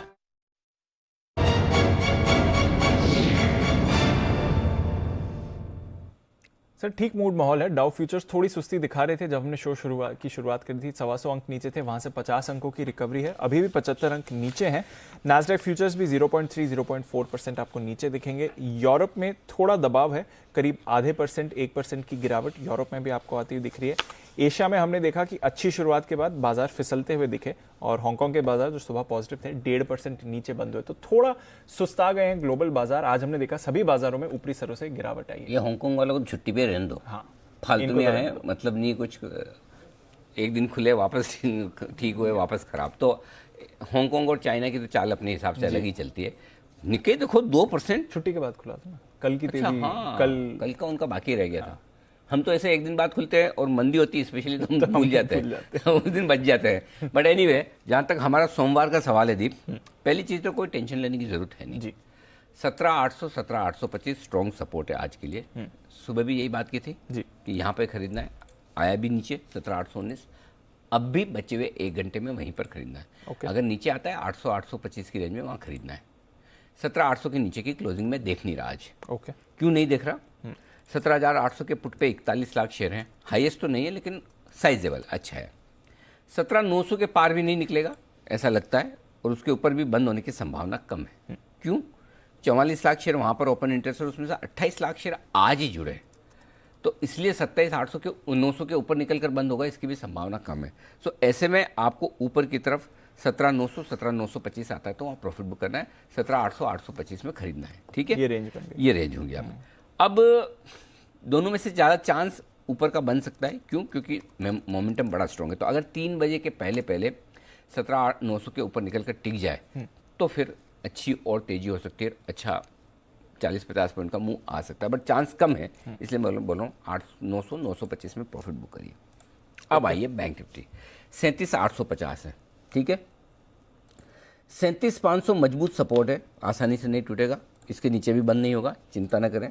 इनफैक्ट ऐसा, और ऊपर में 38,000 के ऊपर निकल कर नहीं जाएगा, ये भी डेटा में दिख रहा है। 26 लाख शेयरों का ओपन इंटरेस्ट है, 15 लाख आज ही जुड़ा है, तो ज़्यादा संभावना है कि आपकी क्लोजिंग कहीं न कहीं 37,700 37,800 के आसपास होनी चाहिए, यानी कि जहाँ है अभी उसके थोड़ा सा नीचे हो सकती है। डेटा कम से कम ये दिखा रहे हैं, बट एनीवे हमारे लिए सिंपल सी बात है, 37,500 38,000 ये रेंज है बैंक निफ्टी के लिए भी। तो 38,000 के नज़दीक थोड़ी प्रॉफिट बुक करें, 37,700 600 के नज़दीक खरीदारी करें, जो पहले आ जाए वो ट्रेड करें। ठीक है सर, क्लियर है।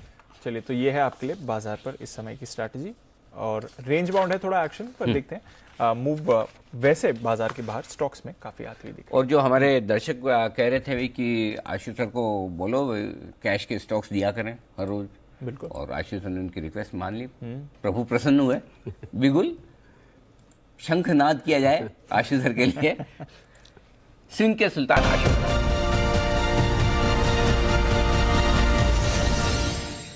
बताएं आशु सर।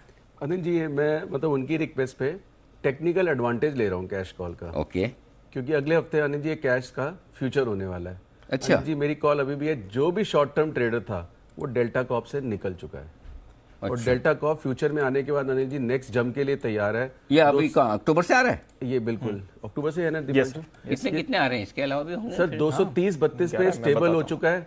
जो भी शॉर्ट टर्म थे सर 180 90 200 वाले सब लोग निकल चुके हैं।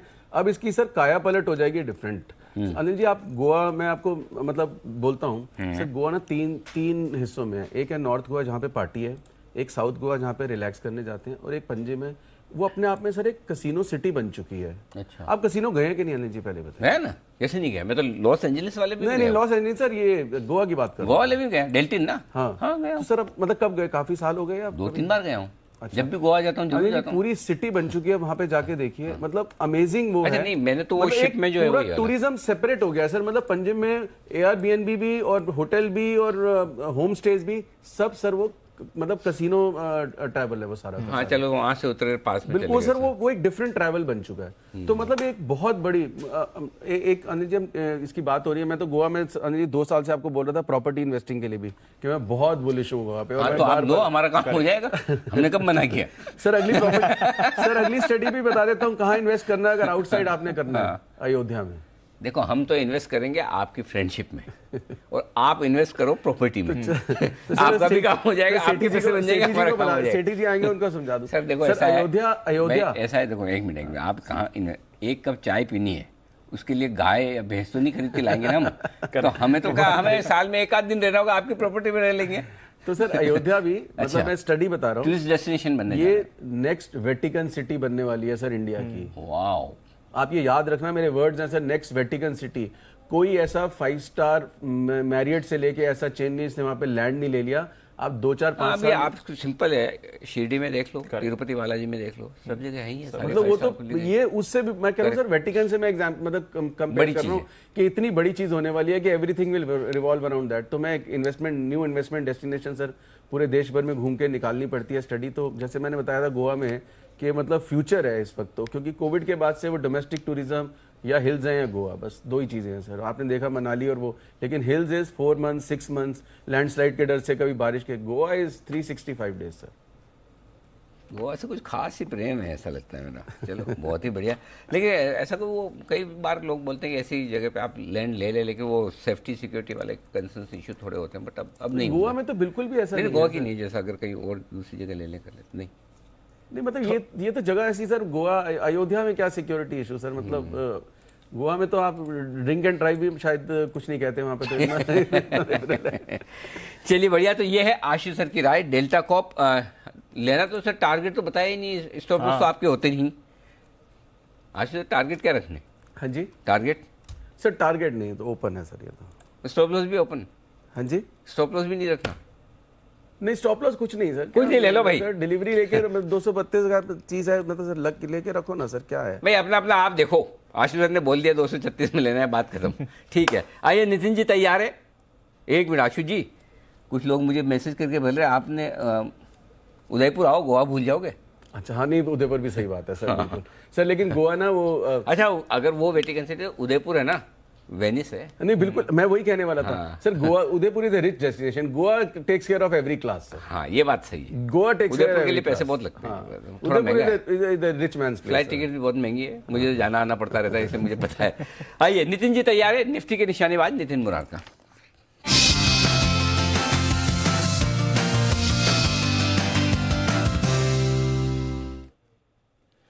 बताएं नितिन जी। अनिल जी, आज हम भारतीय एयरटेल की 740 स्ट्राइक की कॉल ऑप्शन लेंगे जो 13 रुपए में मिल रही है अभी। इसके स्टॉप लॉस होंगे 6 रुपए के और टारगेट होंगे 24 रुपए का। भारतीय एयरटेल में आज अनकॉमन ओपन इंटरेस्ट भी ऐड है, करीब आप देखेंगे तो 16-17% का ओए एडिशन है और कंसिस्टेंटली ओपन इंटरेस्ट इंक्रीज हो रहा है। स्टॉक में लग रहा है कि फ्रेश ब्रेकआउट हो रहा है और स्टॉक इस एक्सपायरी में करीब 780-90 की तरफ जा सकता है, इसलिए मैं 740 की कॉल ले रहा हूँ 13 रुपए में। टारगेट हम रख रहे हैं इसका 25 रुपए का और स्टॉप लॉस हम रख रहे हैं 6 रुपए। ओके, तो भारतीय एयरटेल, इस पर भरोसा है नितिन जी को। नितिन जी, इंडेक्स पर कोई व्यू सर? देखिए, इंडेक्स आज फ्राइडे है, साइडवेज है, बट ओवरऑल इंडेक्स में ट्रेंड पॉजिटिव है। बैंक निफ्टी में भी ट्रेंड पॉजिटिव है। इंडेक्स में मोस्ट लाइकली नेक्स्ट टारगेट करीब 17,950 से 18,000 के बन रहे हैं और बैंक निफ्टी में टारगेट करीब 38,100-150 के बन रहे हैं। दोनों में व्यू पॉजिटिव है। प्रीमियम्स बहुत ज्यादा है, इसलिए मैं आज नेकेड कॉल ऑप्शन नहीं ले रहा हूं, बट भारतीय में अपॉर्चुनिटी अच्छी दिखी, इसलिए मैंने उसकी कॉल ऑप्शन नेकेड लेने की रिकमेंडेशन। चलिए, तो ठीक है, तो ये है आपके लिए भारतीय एयरटेल। ऑफ कोर्स भरोसा सारे एक्सपर्ट्स का ही बना हुआ है। आशु सर तो हैं ही, सेठी साहब अभी थोड़ी देर पहले खरीदारी की राय देख के गए थे और नितिन जी की तरफ से भी एक बढ़िया ऑप्शन की स्ट्रैटेजी इस पर आपको आती हुई दिख रही है। और भारतीय एयरटेल में कुछ और खबरें भी हैं या कुछ और ट्रिगर्स भी हैं जिसके बारे में थोड़ी देर में हम आपको बताएंगे भी, तो नजर रखिए। पर बैंक्स में थोड़ी सी निचले स्तरों से रिकवरी होती हुई दिख रही है, ये एक अच्छी बात है। बाजार में भी आपको स्टेबिलिटी दिख रही है। 17,850 के ऊपर निफ्टी आपको एक्शन इस समय दिखा रहा है। इस बीच IT स्टॉक्स से जब बात हो रही थी, KPIT टेक, कुणाल जी, इस पर आपका अपडेट लेना था। 370 का सुबह टारगेट दिया था पिक ऑफ द डे में, टारगेट के ऊपर है काउंटर, क्या करना है KPIT में? होल्ड करना है दीपांशु। देखिए, बहुत ही दमदार ब्रेकआउट आता हुआ नजर आ रहा है और मुझे लगता है कि यहां पर इन स्तरों पर अगर आज बंद होता है तो एक फ्रेश बाइंग का ट्रिगर आता हुआ दिख रहा है। बिल्कुल होल्ड करके चलने की राय है। मुझे लगता है ये स्टॉक अब 390 रुपए के लेवल्स की ओर बढ़ रहा है। होल्ड करें। बिल्कुल, तो होल्ड करें। 370 का टारगेट हिट हो गया है। स्टॉप लॉस अब आप ट्रेल कर लीजिए, बट और अपसाइड देखते हैं कुणाल जी इसमें। आइए एक बिगुल विश्वेश जी के लिए, विश्वेश का विशेष।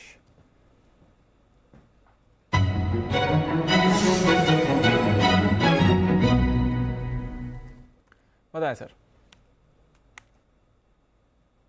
दीपांशु, देखिए मुझे ऐसा लग रहा है कि केमिकल स्टॉक में मूवमेंट है और कहीं ना कहीं गुजरात बेस्ड केमिकल स्टॉक्स अच्छे रडार पे आ रहे थे। तो एक स्टॉक है GHCL, गुजरात हेवी केमिकल, काफी पुरानी कंपनी है। देखोगे तो लास्ट एटलीस्ट 3 से 4 महीने से साइडवेज था।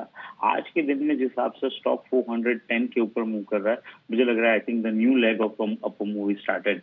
और अगर यहाँ पे फंडामेंटल्स की बात करें तो 9 के पी पे मिल रहा है, और अगर आप कंसिस्टेंटली देखो तो 16% से ग्रो हो रहा है return on capital employed.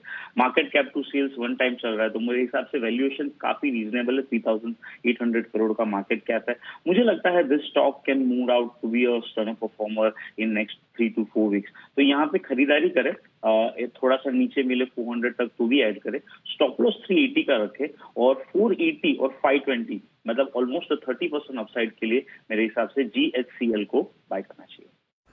Okay, तो डीप स्टॉप लॉस है बट बड़े टारगेट्स भी हैं। 480 और 520 के टारगेट्स विश्वेश जी आपको यहां पर दे रहे हैं, तो 20% की अपसाइड के लिए खरीदारी करके चलें, ये है आपके लिए राय। GHCL इस काउंटर पर आई कुछ और काउंटर्स जहां पर एक बढ़िया मूव आती हुई दिख रही है। एक क्विक व्यू वहां पर भी ले लेते हैं। पेज इंडस्ट्रीज, इस पर भी आज सुबह बात हो रही थी हमारे एक्सपर्ट्स के साथ। बंसल जी, पेज इंडस्ट्रीज पर राय दें सर।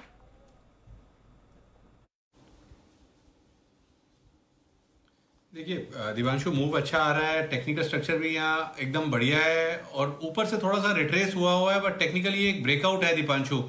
तो जिनके पास है होल्ड करें, और यहाँ क्लोजिंग के लिए नजर रखनी चाहिए 33,820 के लेवल्स पर। 820, 850 इस लेवल्स के ऊपर क्लोज होता है तो एक अनचार्टेड टेरिटरी में ब्रेकआउट होगा, तो तब एक मोमेंटम के लिए BTST का कैंडिडेट भी बनेगा। तो जिनके पास है होल्ड करें और क्लोजिंग बेसिस पर ब्रेकआउट की वेट करें। ओके, तो ये है आपके लिए पेज इंडस्ट्रीज, इस पर रखें नजर। पर नजर रखनी है पूरे के पूरे टेलीकॉम बास्केट पर, जिस पर हम अभी बात कर रहे थे। इंडस टावर्स 12.5% ऊपर ये काउंटर है, जबरदस्त ब्रेकआउट आते हुए दिखा है। वोडाफोन आइडिया 7.5% ऊपर है, and of course Bharti Airtel 1 way move आई है, आज भी 2% ऊपर है। तो आइए थोड़ा टेलीकॉम पर फोकस किया जाए, और शुरुआत करते हैं भारती एयरटेल पर, क्योंकि यहां पर एक इंपॉर्टेंट ट्रिगर भी है आने वाले दिनों के लिए, जहां पर आपको नजर रखनी पड़ेगी। वरुण है बताने के लिए कि क्या है ये ट्रिगर और क्या करना चाहिए आपको भारती एयरटेल में। वरुण बताएं। डेफिनेटली तो दीप, देखिए भारती एयरटेल के लिए सबसे बड़ा ट्रिगर है इस कंपनी का राइट इशू, जो कि काफ़ी फोकस में था 1-2 दिन पहले, जब खबर आई थी कि राइट इशू के जरिए 21,000 करोड़ के आसपास जुटाने वाले हैं, कंपनी को काफ़ी फायदा होगा। और जो राइट इशू का प्राइस रखा गया था ना, वो 535 रुपये का है। अब देखिए, आज है तारीख 24 तारीख, कल है 25 सैटरडे, परसों है 26 संडे, यानी कि हमारी मार्केट अब खुलेंगे सीधे 27 तारीख को। और इस कंपनी की जो राइट इशू है उसकी एक्स डेट है दरअसल 27 तारीख, यानी कि अगर आप राइट इशू में पैसे लगाना चाहते हैं तो आज का दिन जो है आपके पास एंटरटेनमेंट के लिए आखिरी दिन है। रिकॉर्ड डेट जो है वो 28 तारीख की है। और क्योंकि 535 का प्राइस रखा गया राइट इशू का, तो काफ़ी लुक्रेटिव लगता है कि भाई देखो 740 के आसपास ट्रेड कर रहा है, 535 यानी कि करीब करीब 200 रुपये के आसपास का फायदा पर शेयर का है। लेकिन क्या ऐसा है? नहीं, बिल्कुल नहीं है। इसके लिए आपको इसके राइट इशू में पैसे नहीं लगाने, ये भी आपको बता देता हूँ क्यों। क्योंकि इसका एंटाइटलमेंट रेशियो अगर आप देखेंगे तो ये काफ़ी गड़बड़ है। आपको 14 शेयर पे एक राइट शेयर मिलने वाला है, यानी कि अभी अगर 740 के आसपास ये है, अगर आपको एक राइट शेयर चाहिए ना, तो आपको निवेश करना होगा 10,360 रुपये के आसपास। जब आप 10,360 रुपये लगाएंगे तब आपको एक राइट शेयर मिलेगा, वो भी 535 रुपये का, यानी कि 10,360 रुपये के निवेश पे आपको 535 रुपये का रिटर्न मिलेगा। अगर आप परसेंटेज वाइज रिटर्न देखेंगे तो ये केवल होता है 5.2%, वो भी तब जब राइट इशू में आपको मिलेगा 5 अक्टूबर से 21 अक्टूबर के बीच में। सोचो 5 से 21 अक्टूबर के बीच में ये राइट इशू में आपको हिस्सा लेना है, और तब आपको स्टॉक मिलेगा। आपका एग्जिट है 27 तारीख, यानी कि अगर आपको राइट इशू के लिए एंटाइटलमेंट होना है तो आपको अभी लेना है, आज खरीदना है। 21 अक्टूबर तक बंद के रहो। और अगर 740 पे ही प्राइस देता है तब जाके आपको 5% मिलेगा, और बढ़ गया तो ज्यादा मिलेगा। हाँ, तो फिर वो भी तो आशु जी बैठे इधर, क्या मजाक कर रहे हो। और 5% एक महीने में, अरे बहुत होता है। साल का कितना, 60%। उससे अच्छा अनिल जी आपके 2000 में लगा लो, दिन में 5% मिल जाएगा। आज तो टारगेट भी टूट गया लाइफ का। वो अलग चीज है, ये तो almost kind of sure shot. अगर आप ढंग के एक, आशु जी क्या बोलेंगे? नहीं, वो ठीक है सर, लेकिन भारतीय स्ट्रॉन्ग स्टॉक है, मैं तो कह रहा हूँ वैसे ही ले लो ना सर। राइट लो या ना लो, राइट से पहले ही बिक जाएगा आपका ऊपर। ये बात तो ठीक है। हाँ, तो लेना है तो उसके फंडामेंटल्स के लिए लें तो ज्यादा बेटर होगा। राइट के लिए ले तो शायद उतना फायदेमंद नहीं होगा। और एक स्टॉप लॉस भी बता देते हैं, यहाँ से 6.7% के नीचे का आप जो स्टॉप लॉस है वो रखिए, वो ब्रेक इवन है। अगर उसके नीचे चला गया तो आपको नुकसान हो जाएगा। हाँ, ये बात सही है। महीने 1.5 महीने में कभी भी मार्केट में झटका लगे नीचे आ जाएगा, वो रिस्क तो रहती है। बट ठीक है, अगर किसी को लॉन्ग टर्म खरीदना है तो फिर उसके लिए बढ़िया कि वो ये ले ले और राइट्स का भी बेनिफिट ले ले, ये खरीदे। अगर किस सर प्राइस मतलब उतना बेनिफिट आपको नहीं मिला क्योंकि एंटाइटमेंट रेशियो 14 है, 1:14 से 14 पे मतलब कोई बहुत लुक्रेटिव नहीं है, मजा नहीं है। इतना झंझट, एडमिनिस्ट्रेटिव हैसल, लॉजिस्टिक्स, ये क्यों करने मतलब सर, लेना तो वैसे ही सीधे सीधे। हाँ, सीधा स्टॉप लेना। चलिए, तो ये है आपके लिए भारतीय एयरटेल के राइट्स इश्यू पर पूरी की पूरी खबर। ओके, हमारे संवाददाता चेतन भूटानी हमारे साथ तैयार हैं और लेकर आए हैं वाकई में इस बार दमदार और बड़ी और तगड़ी खबर है। आप खुद सुन के भरोसा कीजिए। बताइए चेतन। सर, ये सरकार की गैस पाइपलाइन के लिए इंडिपेंडेंट ऑपरेटर भारत सरकार बनाने की तैयारी कर रही है। इसका कैबिनेट नोट तैयार हो चुका है। हमारे सोर्सेज आपको बता रहे हैं कि इनफैक्ट पेट्रोलियम मिनिस्ट्री ने प्राइम मिनिस्टर्स ऑफिस और कैबिनेट सेक्रेटेरिएट इन दोनों जगहों पर फाइनल कैबिनेट नोट सारे अप्रूवल के साथ भेज दिया है। अब मैं अपने दर्शकों को बता दूं कि किस तरीके से ये काम करेगा। बेसिकली गेल के लिए सबसे बड़ी खबर है, क्योंकि गेल में देश की जो पाइपलाइन नेटवर्क है उसमें गेल की लगभग 70 से 75% की हिस्सेदारी मानी जाती है, क्योंकि 16,000 किलोमीटर की जो पाइपलाइन है उसमें से लगभग 11,500 किलोमीटर की गेल की पाइपलाइन है, उसमें ये इफेक्ट किया जाएगा। जो टीएसओ है, गेल की पाइपलाइन कारोबार को ट्रांसपोर्ट सिस्टम ऑपरेटर में भेजने की तैयारी करी जा रही है। जो ट्रांसपोर्ट सिस्टम ऑपरेटर होगा वो central public sector enterprise CPSE में तब्दील किया जाएगा, जिसके बनने के बाद उसको लिस्ट कराने का भी प्रस्ताव कैबिनेट नोट में दिया गया है। ये गेल की 11,500 किलोमीटर की पाइपलाइन इसके अंदर आ जाएगी, जिसका मतलब ये है जो ट्रांसपोर्ट सिस्टम ऑपरेटर होगा वो यूजर से पाइपलाइन चार्जेस ले सकेगा। गेल का जो CPSE में हिस्सा है लगभग 75% रहेगा, तो मेजॉरिटी हिस्सा गेल इसमें एंजॉय करेगा। तो आने वाले टाइम में हम देख सकते हैं एक ट्रांसपोर्ट सिस्टम ऑपरेटर, एक dedicated transport system operator Bharat सरकार तैयार करेगी CPSE के रूप में, ताकि जो भी ट्रांसपोर्टेशन का मामला होगा, इशू होगा, वो सब उसके अंदर आएगा। एक मिनट चेतन, मुझे ऐसा लग रहा है कि जो खबर आप बता रहे हैं ये बहुत बड़ी है एक्चुअली, इसको जरा ढंग से समझा जाए। ट्रांसपोर्ट सिस्टम ऑपरेटर, करेक्ट, ये एक अथॉरिटी बनेगी, राइट? Yes sir. और जितने भी गैस पाइपलाइंस वगैरह हैं ये इसके अंदर चले जाएंगे, राइट? Yes sir. और ये जो अथॉरिटी बनेगी इसमें 75% हिस्सेदारी गेल की होगी, करेक्ट? 70 से 75 सर, क्योंकि इसी बेसिस पे, क्योंकि देश में लगभग 16,000 किलोमीटर की पाइपलाइंस है, तो उसमें से 11,500 किलोमीटर तो गेल की पाइपलाइंस है, तो बाय डिफॉल्ट ही गेल उसमें 75% का हिस्सेदारी होगी। अच्छा, गेल को फायदा क्या होगा? सर, गेल को फायदा ये होगा क्योंकि एक उसके जो बाइफर्केशन हो जाएगा मार्केटिंग और ट्रांसपोर्टेशन का एक अलग से CPSE बन जाएगी। हाँ। जो सिर्फ और सिर्फ ट्रांसपोर्टेशन विंग देखेगी। ओके, वरुण हमारे साथ है।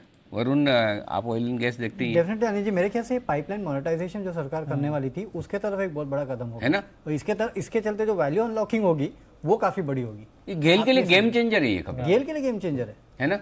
और अच्छा, तो ये बताओ चेतन, बात कहाँ तक पहुंची है, मतलब किस लेवल तक पहुंच गई है?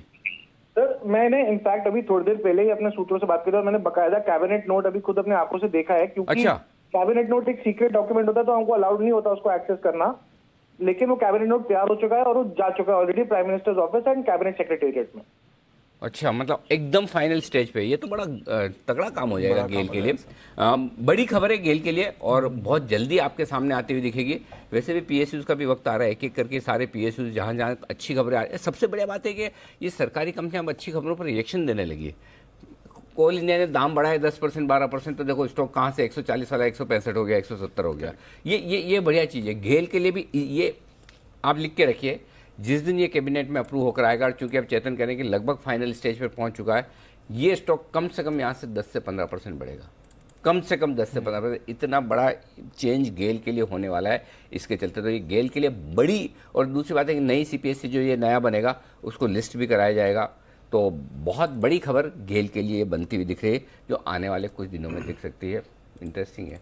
ओके, तो ये है बड़ी और एक्सक्लूसिव खबर आपके लिए। मुंह में घी शक्कर पूछो क्यों सर? क्यों सर? सर 165-70 का लेके फंसे हुए हैं, कॉल भी दी थी, अगर ये भाव आ जाएगा तो बहुत लोगों का भला हो जाएगा। तो आपने बोला है क्या? हाँ, तो आ जाएगा। ऑनेस्ट कन्फेशन है ना सर, ठीक है, कोई इशू नहीं, बढ़िया बात है। सर उसके बाद 140 देख लिया, लेकिन बाजार में कन्विक्शन थी तो होल्ड करके रखा हुआ है, सब प्राइस को क्या होल्ड करना है? नहीं, सर देखो, मैं आपको एक सिंपल चीज़ बताऊँ, भाव तो हर स्टॉक के ऊपर नीचे होते हैं। अगर गेल जैसे स्टॉक में अगर आप होल्ड नहीं करके ट्रेडिंग के लिए लिया तो एक अलग बात है कि डिसिप्लिन के लिए आप डिलीवरी का है सर, बट डिलीवरी वाला है तो आपको लॉस में बेचना ही नहीं चाहिए। ये शेयर तो ब्लू है, स्टॉक ब्लू चिप, और कब कौन सा ट्रिगर आएगा ये ट्रिगर मैं फिर कह रहा हूँ आपको। अभी हमने सबसे पहले एक्सक्लूसिव खबर दी है, चेतन ने देखा है कि क्या कुछ डेवलपमेंट हो रहे हैं। जब गाँव दुनिया को पता चलेगा, आज नहीं 2 दिन 5 दिन 7 दिन बाद जब कैबिनेट में अप्रूव होगा और जिस दिन कैबिनेट का एजेंडा बनेगा उस दिन सब कहेंगे लाओ लाओ लाओ लाओ लाओ, है ना। तब आपको 165-70 में जो आशीष सर ने बोला है वो वाले भाव दिखेंगे। उसकी तैयारी रखें। तो जिन लोगों को शांति से प्रेम से डिलीवरी लेकर रखना है उनके लिए है गेल बेहतरीन। और क्या वाकई में इन्वेस्टमेंट के लिहाज से, डिलीवरी के लिहाज से अच्छा है? विश्वेश जी बताइए, इन्वेस्टर्स को कहाँ लेना है? मेरे हिसाब से अनिल जी देखिए, आपने जब बोला ना कि बड़ी खबर है, उस वक्त मैंने जितनी अवेलेबल मेरे पास इन्फो है सारी मैंने एनालाइज कर दी। मेरे हिसाब से सर वन साइड भाव 174 तक जाना चाहिए गेल का। गेल के वीकली चार्ट में एक बहुत ही ब्यूटीफुल डेटा हुआ है और ये प्रोप्राइटरी सेटअप है, मतलब ये जब बनता है तब उसके 3 से 4 वीक में स्टॉक एटलीस्ट 15-20% रैली करता है और मार्जिन ऑफ सेफ्टी है, अच्छी कंपनी है। मुझे लगता है अनिल जी यहाँ से 140 का प्राइस शायद ना दिखे गेल में और ऊपर में 188 भी दिखना चाहिए। तो मेरे हिसाब से अगर निवेशक है और निवेशक लंबी अवधि के लिए लेना चाहता है तो ये प्राइस भी अच्छी है। 180 on upper side is what we can expect. ओहो, 174, 180, बिल्कुल सर। थैंक यू तो बोलो सर, भाव आने में बोल देंगे सर। नहीं, ऐसा नहीं है, पहले बोलना पड़ता है तुरंत ही प्रभाव से। भाव की किसकी गारंटी? मेंटल सपोर्ट, मतलब विश्वेश जी सपोर्ट के लिए थैंक यू। हाँ, बहुत बहुत। विश्वेश जी कम लग रहा हो तो मैं बोल दूं उनके ब्याह पे। अगर आशीष जी को क्या ये धन्यवाद वगैरह बोलने की आदत है नहीं। आशीष जी की तरफ से आपके मतलब हृदय की गहराइयों से बहुत बहुत धन्यवाद। तो मैंने तो आपको भी कह दिया था, आपके मुंह में घी शक्कर और भाव ला दो सर। नहीं, देखो सब चीज़ों के भाव आते हैं। देखो पेशेंस होना चाहिए, समझ होनी चाहिए। अगर जिनको समझ में आएगा कि खबर बड़ी है, जिनको पेशेंस है वो कमाएंगे। बाकी जिनको तो ठीक है, एक तरफा चीज़ें तो बाजार में कभी कहीं होती नहीं है। तो ठीक है, नज़र रखें इस स्टॉक पर, कुछ बड़े डेवलपमेंट होते दिख रहे हैं। बड़े डेवलपमेंट बताने जा रहे हैं आपको एक और स्टॉक में, कुणाल जी और Rakesh ji. Pick of the day, कल का काम आज ही।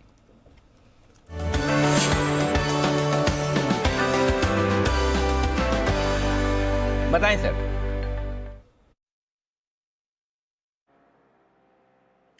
अनिल जी देखिए, रियल एस्टेट में हम भीषण तेजी देख रहे हैं। सारे रियल एस्टेट काउंटर्स एक एक करके तेजी दिखा रहे हैं और सब में बड़ा ब्रेकआउट आया है। तो अनिल जी कोई मकान बिना टाइल्स के तो पूरा होता नहीं है। काजरिया सिरेमिक्स पर अनिल जी मेरी और राकेश जी की खरीदारी कराई है। एक फ्रेश ब्रेकआउट चार्ट पर आता हुआ दिख रहा है। आउट परफॉर्मिंग स्टॉक है, बुलिश फ्लैग पैटर्न का ब्रेकआउट है, परफेक्ट ट्रेड है। इन स्तरों पर बाय करके चले। Over to Rakesh.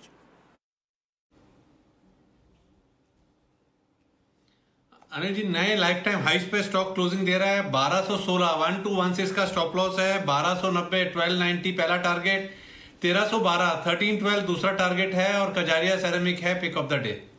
Okay, Kajaria ceramic pick of the day, ये है आपके लिए खरीदारी करने के लिए। स्टॉक्स में भरपूर एक्शन यहाँ पर होता हुआ दिख भी रहा है।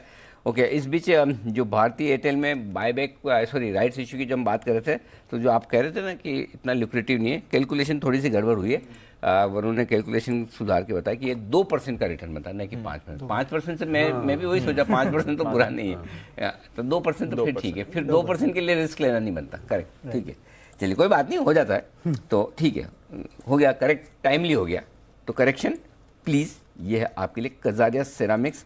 खरीदारी करने की राय कुणाल जी और राकेश जी की तरफ से आपके लिए आती हुई दिख रही है। ये स्टॉक भी कमाल करता हुआ दिख रहा है आपके आने वाले समय। ओके, बिल्कुल, तो ये है आपके लिए कजारिया सिरेमिक्स खरीदारी की राय राकेश जी कुणाल जी की तरफ से आती हुई दिख रही है 1290 और 1312 के टारगेट के लिए। आइए कुछ और काउंटर्स जहां पर रखनी है नजर। हम बात कर रहे थे टेलीकॉम की, भारतीय एयरटेल के बारे में तो वरुण ने बता दिया, पर वोडाफोन आइडिया 7.5% ऊपर है और कुछ कमेंट्स भी आए हैं रिसेंटली इनके सीईओ की तरफ से, जिसकी वजह से बाजार का भरोसा भी थोड़ा और बढ़ते हुए दिखा है कंपनी पर। आइए जानते हैं इसके बारे में कुशल के साथ। कुशल बताइए क्या चल रहा है यहाँ पर। बिल्कुल, काफ़ी एनकरेजिंग स्टेटमेंट्स आते हुए दिखे हैं दीपांशु यहाँ पर वोडाफोन आइडिया के सीईओ की तरफ से। और यहाँ पर अगर आप देखें तो जो सरकार ने रिलीफ पैकेज अनाउंस किया था उसके बाद यही कह रहे हैं कि अब कंपनी का जो फंड जुटाने पर विचार है ये अब सामने बोर्ड के सामने ये रखेंगे वापस से। और सीईओ ये मान रहे हैं कि हो सकता है कि जो निवेशक हैं, नए निवेशक या फिर जो मौजूदा प्रमोटर्स हैं, वो हो सकता है अब वापस से आगे सामने आते हुए दिखें जिस तरह से रिलीफ पैकेज होता हुआ दिखा है। इनफैक्ट ये देख रहे हैं कि जो 4 साल का मॉरेटोरियम दिया गया है वो अपने आप में काफ़ी सफिशिएंट है कंपनी को वापस से ट्रैक पर लाने में। ये काफ़ी बड़ा स्टेटमेंट इनकी तरफ से आता हुआ दिखा है। इनफैक्ट वोडाफोन आइडिया अगर आप देखें तो ये कह रहे हैं कि तीसरी बड़ी प्राइवेट टेलीकॉम कंपनी ही ये बनी रहेगी। इसका पीएसयू कंपनी बनने का आगे पर्टिकुलरली तब्दील होने की कोई चांसेस नहीं है अब आफ्टर द रिलीफ पैकेज। तो ऐसा बयान जो है वोडाफोन के सीईओ की तरफ से आता हुआ दिख रहा है। इनफैक्ट रिफॉर्म आने से कंपनी को टैरिफ बढ़ाने में भी काफ़ी बड़ा सहारा मिलता हुआ दिखेगा। तो काफ़ी इंटरेस्टिंग सेट ऑफ पॉइंट्स हैं। अब अगर आप इनके फाइनेंशियल्स देखें, खासकर आरपू देखें, ये आगे एक्सपेक्ट कर रहे हैं कि 200 से 300 आगे आने वाले समय में इनके आरपू हो सकते हैं। मौजूदा आरपू जो लेटेस्ट आरपू हैं Q1 FY22 के वो 104 रुपये के हैं कंपेयर टू भारतीय एयरटेल और रिलायंस जियो जो करीब 138 से 146 के लेवल्स पर अभी कारोबार कर रहे हैं। तो डेफिनेटली यहाँ पर एक काफ़ी इंकरेजिंग संकेत, काफ़ी इंकरेजिंग कमेंट्री आती हुई दिखी है। अब देखना होगा कि जिस तरह का सब्सक्राइबर लॉस इनको हो रहा है उसको ये कैसे कंट्रोल करते हैं और फर्दर 5G में इनकी इन्वेस्टमेंट्स कहाँ से आती है। ओके, तो ये है आपके लिए वोडाफोन आइडिया। नजर रखिए इस पर, काफ़ी खबरें आ रही हैं और रिसेंटली सीईओ के बयान भी है जो उन्होंने दिया है बाजार का भरोसा बढ़ाने के लिए। 10.5 के करीब हमने देखा है, लगातार सपोर्ट भी लिया है इसने और फिर वहां से आज अच्छा एक्शन भी दे रहा है। किरण जी क्या करें, वोडाफोन आइडिया चार्ट्स क्या कहती हैं सर? दीप, आइडिया का चार्ट देखते हैं तो आइडिया का चार्ट अभी भी बुलिश ही देखने को मिल रहा है। 10 रुपए का इंपॉर्टेंट सपोर्ट रहेगा, इसके ऊपर पोजिशनिंग आपको लॉन्ग पोजिशंस रखनी चाहिए। और जो बड़ा नेक्स्ट रेजिस्टेंस है वो लगभग 13 रुपए, 13.5 रुपए के आसपास है। ओके, तो ये है आपके लिए वोडाफोन, इस पर आप रखें नजर। खबरें भी आ रही हैं, स्टॉक भी एक्शन में है और बाजार का भरोसा भी थोड़ा बढ़ते हुए दिख रहा है। कैश का ऑप्शन स्वागत करते हैं जय ठक्कर का।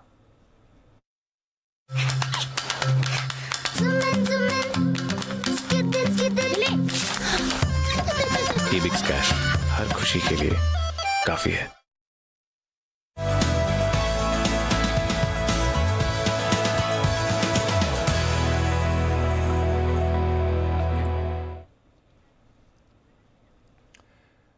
गुड आफ्टरनून जय, बताएं क्या करना चाहिए इस समय?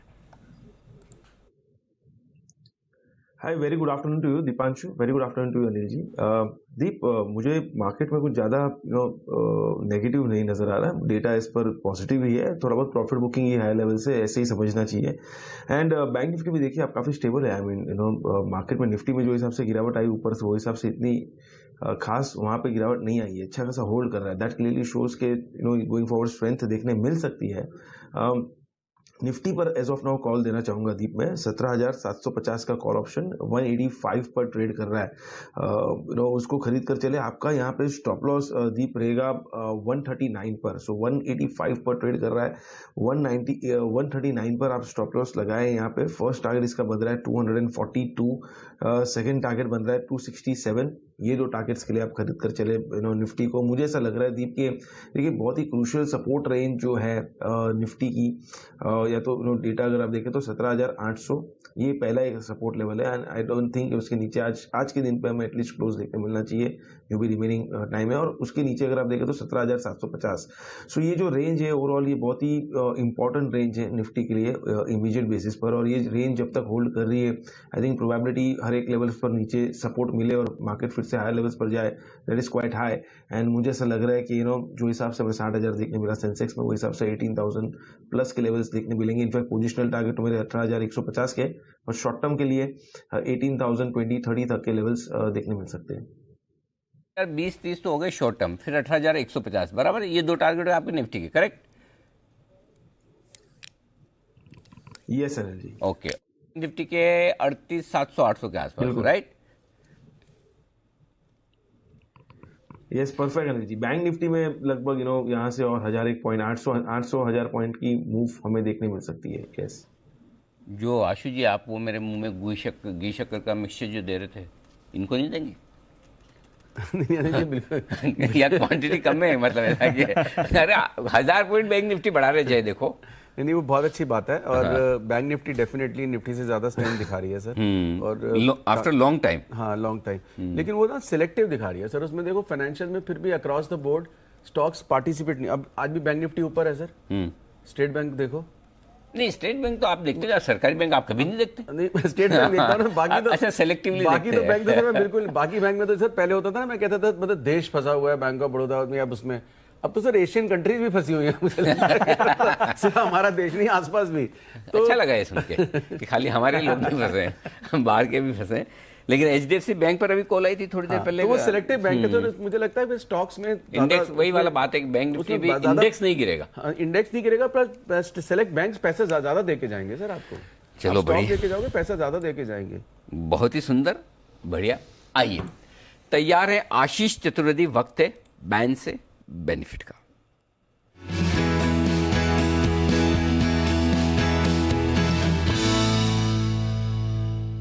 आशीष, कौन निकलेगा बाहर बैन से, पहले ये बताओ।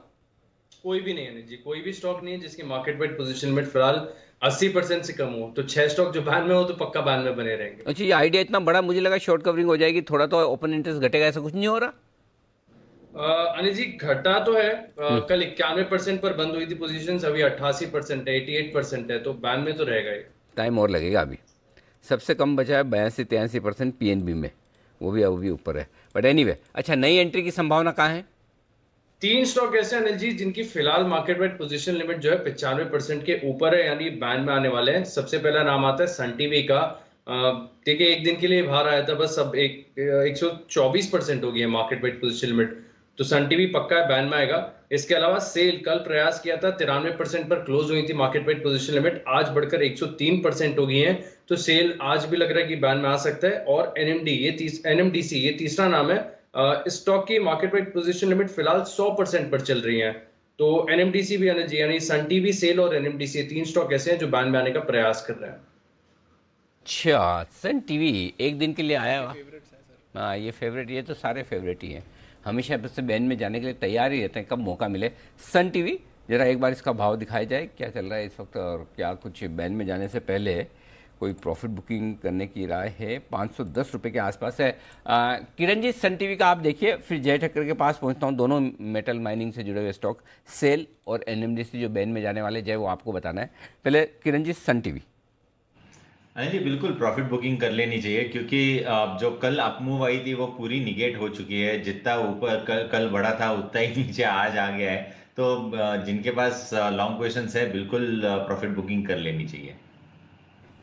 तेजी की पोजीशन, ओह 4.25% नीचे भी आ गया। ओके, मतलब मामला ठीक नहीं है, बैन में जा रहा है तो स्टॉक हुआ है कमज़ोर। ये है राय आपके लिए सन टीवी पे। चलिए, और सेल एनएमडीसी भी कमज़ोर है, आज जो बैन में जा रहे हैं स्टॉक कमज़ोर हो रहे हैं, इसमें क्या करना है जय बताए? जी अनिल जी, मेरा ये मानना है, जहाँ तक सेल और एनएमडीसी का सवाल है, कि यहाँ पे ऑलरेडी हमें काफ़ी अच्छी खासी शॉर्ट्स बनते हुए देखने मिली है, और उसके कारण स्टॉक्स काफ़ी ओवरसोल्ड भी हो चुके हैं। बट मुझे ऐसा लग रहा है कि ये लेवल पर जब अगर बैन में जा रहे हैं तो फ्रेश शॉर्ट्स यहाँ पे बनना थोड़ा मुश्किल है, और मुझे ऐसा लग रहा है कि इतने ओवरसोल्ड लेवल्स पर ट्रेड कर रहे हैं तो यहाँ पे एग्जिट नहीं होना चाहिए। इनफैक्ट शॉर्ट्स को यहाँ पे प्रॉफिट बुक करना है तो कर सकते हैं इस लेवल्स पर, बिकॉज मुझे डाउनसाइड रिस्क की डाउनसाइड थोड़ी बहुत कम लग रही है दोनों ही स्टॉक में। चांसेस है अनिल जी के थोड़ी बहुत हमें यहाँ पे शॉर्ट कवरिंग देखने मिल सके, और वो शॉर्ट कवरिंग अगर देखने मिलती है तो सेल में जहाँ तक मैं डेटा देख रहा हूँ तो मुझे ऐसा लग रहा है लगभग 112.50 115 यहाँ तक एक बाउंस देखने मिल सकता है। एंड जहाँ तक अनिल जी एनएमडीसी का सवाल है, तो वो भी मैं देख रहा था, मुझे ऐसा लग रहा है कि एनएमडीसी में भी एक बाउंस बैक हमें देखने मिल सकता है, एक शॉर्ट कवरिंग हमें देखने मिल सकती है ऊपर में, लगभग आप मानिए 150 से लेकर 155 तक। सो ये दोनों ही स्टॉक में इनफैक्ट शॉर्ट्स को एग्जिट होना चाहिए, प्रॉफिट बुक करना चाहिए, शॉर्ट कवरिंग देखने मिल सकती है। ओके, तो short covering, sorry I am taking the liberty, but Anil ji bounce हो सकता है, बट सेल और एनएमडीसी शॉर्ट नहीं है अनिल जी। 155 में हमने कॉल ली, स्टॉप लॉस हुआ 45 पे, कल परसों आप भी शायद नहीं सेल एनएमडीसी हाँ एनएमडी हाँ, तो मतलब शॉर्ट नहीं है सर, लॉन्ग वालों का अनवाइडिंग है। तो मुझे नहीं लगता कि अगले 4 दिन में जो लॉन्ग वाला स्टॉक हो जिसमें पब्लिक फंस गई हो, ट्रेडर्स मतलब एक्सपायरी पे, और वो नीचे के लेवल पे और बैन पे जा रहा हो, उस पे एग्जिट मिले। मतलब ये मेरी स्टडी है सर। और मतलब ये बढ़ेंगे नहीं आपके कहने मेरे हिसाब से नहीं बढ़ेंगे सर। मतलब मैं आई एम जस्ट जिनमें लॉन्ग पोजीशन ज्यादा है और एक्सपायरी क्योंकि ये तो हमने मतलब क्लोजली वॉच कर रहे हैं स्टॉक सर। मतलब सेल, नाल्को, एनएमडीसी ये फेवरेट्स रहे हैं, और इस महीने मेटल्स ही जो एक्सीडेंट हुआ है मेटल्स में ही हुआ है सारा। अगर कोई ट्रेडर इस बार अगर ट्रैप हुआ है, मतलब पूरी एक्सपायरी में अगर लॉन्ग शॉट तक देखें तो मेटल्स में हुआ है। और मेटल्स में भी जब छोटा स्टॉक होता है, सस्ता होता है, फेवरेट होता है, तो 130 वाला 120 वाला सेल, मतलब 8 दिन पहले 120 था सर सेल ये, और आज 108। अब 4 दिन के लिए सर एक्सपायरी कभी ऑब्लाइज नहीं करती है ट्रेडर को जो ट्रैप होता है। मैंने नहीं देखा। किसी को तो करती होगी, शॉर्ट वालों को तो करती होगी, लॉन्ग को नहीं। शॉर्ट करके सर भाव बताता है ना। अगर ये आज 120 पे सेल खड़ा कर दो तो 130 भी हो जाएगा, वो शॉर्ट कवरिंग होगी। अब एनएमडीसी 55 वाला भी, 50 वाला भी, 45 वाला भी एग्जिट ही नहीं मिला, तो शॉर्ट कहां से आ गया? मतलब ना जिन्होंने शॉर्ट किया उनको तो एब्लाइज कर वो तो ले लेते हैं ना। मतलब एक शॉर्ट 180 वाला 140 हुआ है एनएमडीसी। तो मैं मतलब अपनी स्टडी बता रहा हूँ सर, मतलब for the benefit of discussion के दोनों तरह के व्यू होते हैं। परफेक्ट। सुमित जी तैयार है सुपर हिट शेयर के साथ?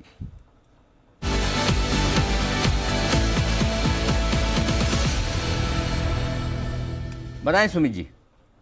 अनिल जी, बाय का स्टॉक रडार पे आया है अगले हफ्ते के लिए। इसको बीटीएसटी के तौर पे ऑटो सेक्टर आइशर मोटर्स के अंदर मोमेंटम बन रहा है। रिसेंट के हाई ब्रेक हो रहे हैं, 29.35 अभी भाव चल रहा है स्पॉट लेवल्स। आइशर मोटर में मेरे को लग रहा है यहां से ऊपर का मूव देखने को मिलना चाहिए। अगले हफ्ते ये स्टॉक 3000 का लेवल क्रॉस करना चाहिए। यहां पे सीएमबी पे इसको खरीदारी करें। 2880 नीचे में स्टॉप लॉस होगा। ऊपर में 3050 ये दो टारगेट्स होंगे। 2-3 दिन में टारगेट्स ऊपर में देखने को मिलने चाहिए। 2950 का कॉल भी ले सकते हैं ऑप्शंस के जरिए, जो कि अभी करीब 60-65 के बीच में ट्रेड कर रहा है। 2950 का कॉल यहां पे सीएमपी पे लेने का सलाह रहेगा। नीचे के अंदर 35 रुपए का स्टॉप लॉस लगाएं।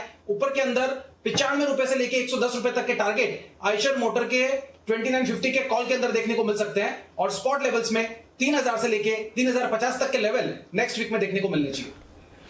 बड़े टारगेट्स आइशर मोटर्स नजर रखिए, अभी अभी ब्रेकआउट आ रहा है। ऑटो स्टॉक्स पर नजर रखिए, क्लोजिंग शो में एक्शन वहां पर आपको भरपूर बनते हुए दिखाए। पर आइए अनिल जी की तरफ से आपके लिए एक पिक बिगुल कल के 2000।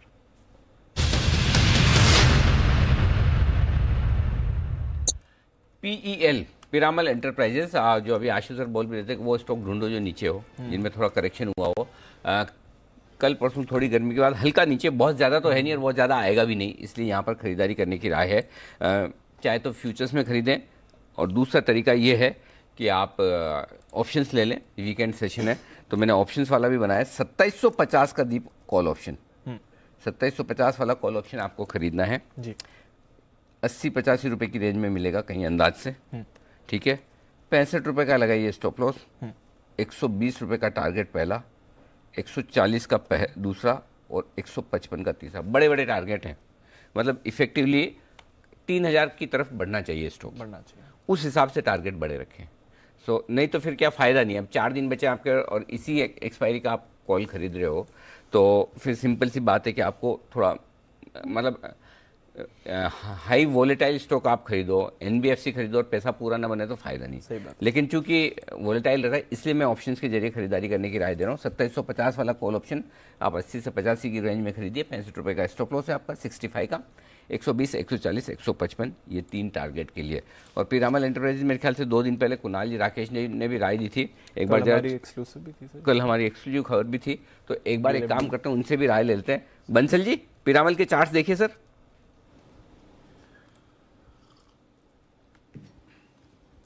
देखिए अनिल जी, परफेक्ट एकदम टेक्निकल पैटर्न है इसका, और कल हमारी राय भी थी। और ये स्टॉक जो है एक तो नए 52 वीक हाई का कैंडिडेट है।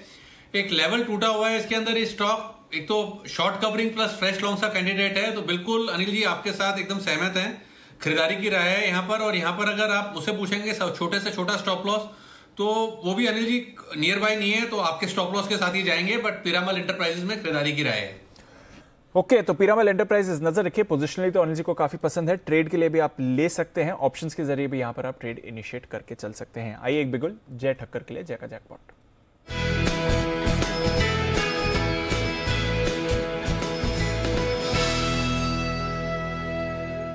बताएं जय।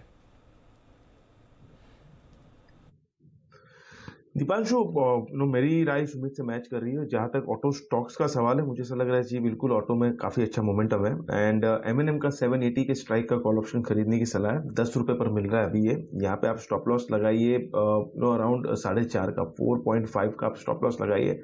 10 रुपीज पर मिल रहा है दीप। यहाँ पे आपका फर्स्ट टारगेट बनेगा 18 रुपए का, सेकंड टारगेट बनेगा 24 का। 18 एंड 24 ये दो टारगेट्स के लिए आप खरीद कर चले M&M 780 के स्ट्राइक का कॉल। बिकॉज M&M अगर आप देखें तो जो क्लियर कट टेक्निकली भी अगर मैं देख रहा हूँ, जो हिसाब से एक पैटर्न फॉर्म हुआ है जिसको हम कहते हैं कि फॉलिंग वेज पैटर्न, उसमें से क्लियरली ब्रेकआउट है। 50 और 200 डेमा के ऊपर ये स्टॉक जाते हुए देखने मिला है। और आज अगर आप देखें तो स्पॉट में लगभग मैं एक्सपेक्ट कर रहा हूँ कि हमें 805 से लेके 815 ये दो टारगेट्स हमें देखने मिल सकते हैं स्पॉट्स में, 805 से लेके 815। सो आई थिंक दैट ये 780 के कॉल में हमें एक अच्छा रिस्क रिवॉर्ड मिलेगा, अच्छी बढ़त देखने मिल सकती है। ओके और M&M पर आशु सर का भी व्यू है? अनिल जी, मैं अभी आपको BTST जो बोल रहा था M&M, अनिल जी M&M का फ्यूचर लेके जाना है। ओके, फ्यूचर लेके जाना है। ओके। BTST सिर्फ 10 रुपए का स्टॉप लॉस है। और अभी जो सुमित ने जैसे ऑटो स्टॉक्स बोला, मैं ऑटो स्टॉक से कन्विंस्ड हूं कि आने वाले टाइम में कुछ टाइम पे ऑटो स्टॉक्स आउट परफॉर्म करेंगे। और जय ने भी, अब सर देखिए राय मिलती है ना, मतलब NNDC में मैं डिफरेंट था, बट M&M में तो मेरा BTST और अभी जो जय ने बोला तो मैं बिल्कुल साथ हूं जय के। और मैं बोल रहा हूँ सर बिल्कुल फ्यूचर ले लेना चाहिए। अच्छा, दोनों के साथ में यही है आपकी राय? अच्छा, ओके, ओहो सर वो भी तो बतानी पड़ती है, आप बोलेंगे नहीं तो अलग ही होती है कि राय अलग है। पर M&M बिल्कुल लेना है। वो तो उसी स्पिरिट में जैसे बता रहा था। फॉर एग्जाम्पल सर, जब मैंने आपको NMDC और बताया, वो अब मैकडॉवेल है, टाटा कैम है सर, मतलब पूरे महीने का सेलर फंसा हुआ है इसमें। कोई बायर है जो फंसा हुआ है इसमें। आप बोले शॉर्ट कवरिंग कहीं पे भी ले जा सकती है, कहीं पे भी ले जा सकती है अगले 4 दिन में। तो स्टॉक आइडेंटिफाई करने किसमें शॉर्ट कवरिंग आ सकती है। ओके, M&M शॉर्ट कवरिंग का परफेक्ट कैंडिडेट है। यहां पर करें खरीदारी। ऑप्शंस खरीदना है तो जो बताया आपको जय ने, 780 वाला खरीदिए एट द मनी ऑप्शन, और बाकी सीधा दिमाग मत लगाइए, फ्यूचर्स खरीदिए। आमतौर पर पोजीशन स्प्रेड बनाकर हेज करके तेजी में तो मतलब और ज्यादा, उसके बावजूद पूरा ताल ठोक के एकदम दम लगा कर करें, सीधा खरीदे। 10 रुपए की रिस्क है, 10 रुपए की रिस्क तो लेनी पड़ेगी भाई। देखो 800 रुपए का स्टॉक है, बाकी आप सीधे फ्यूचर्स खरीद लीजिए। ये राय आशु सर की है जी। क्या बात है, स्ट्रैटेजी ले ले सर? जय तैयार। चलिए चलते हैं अनिल जी के पास, आज की फाइनल मार्केट स्ट्रैटेजी।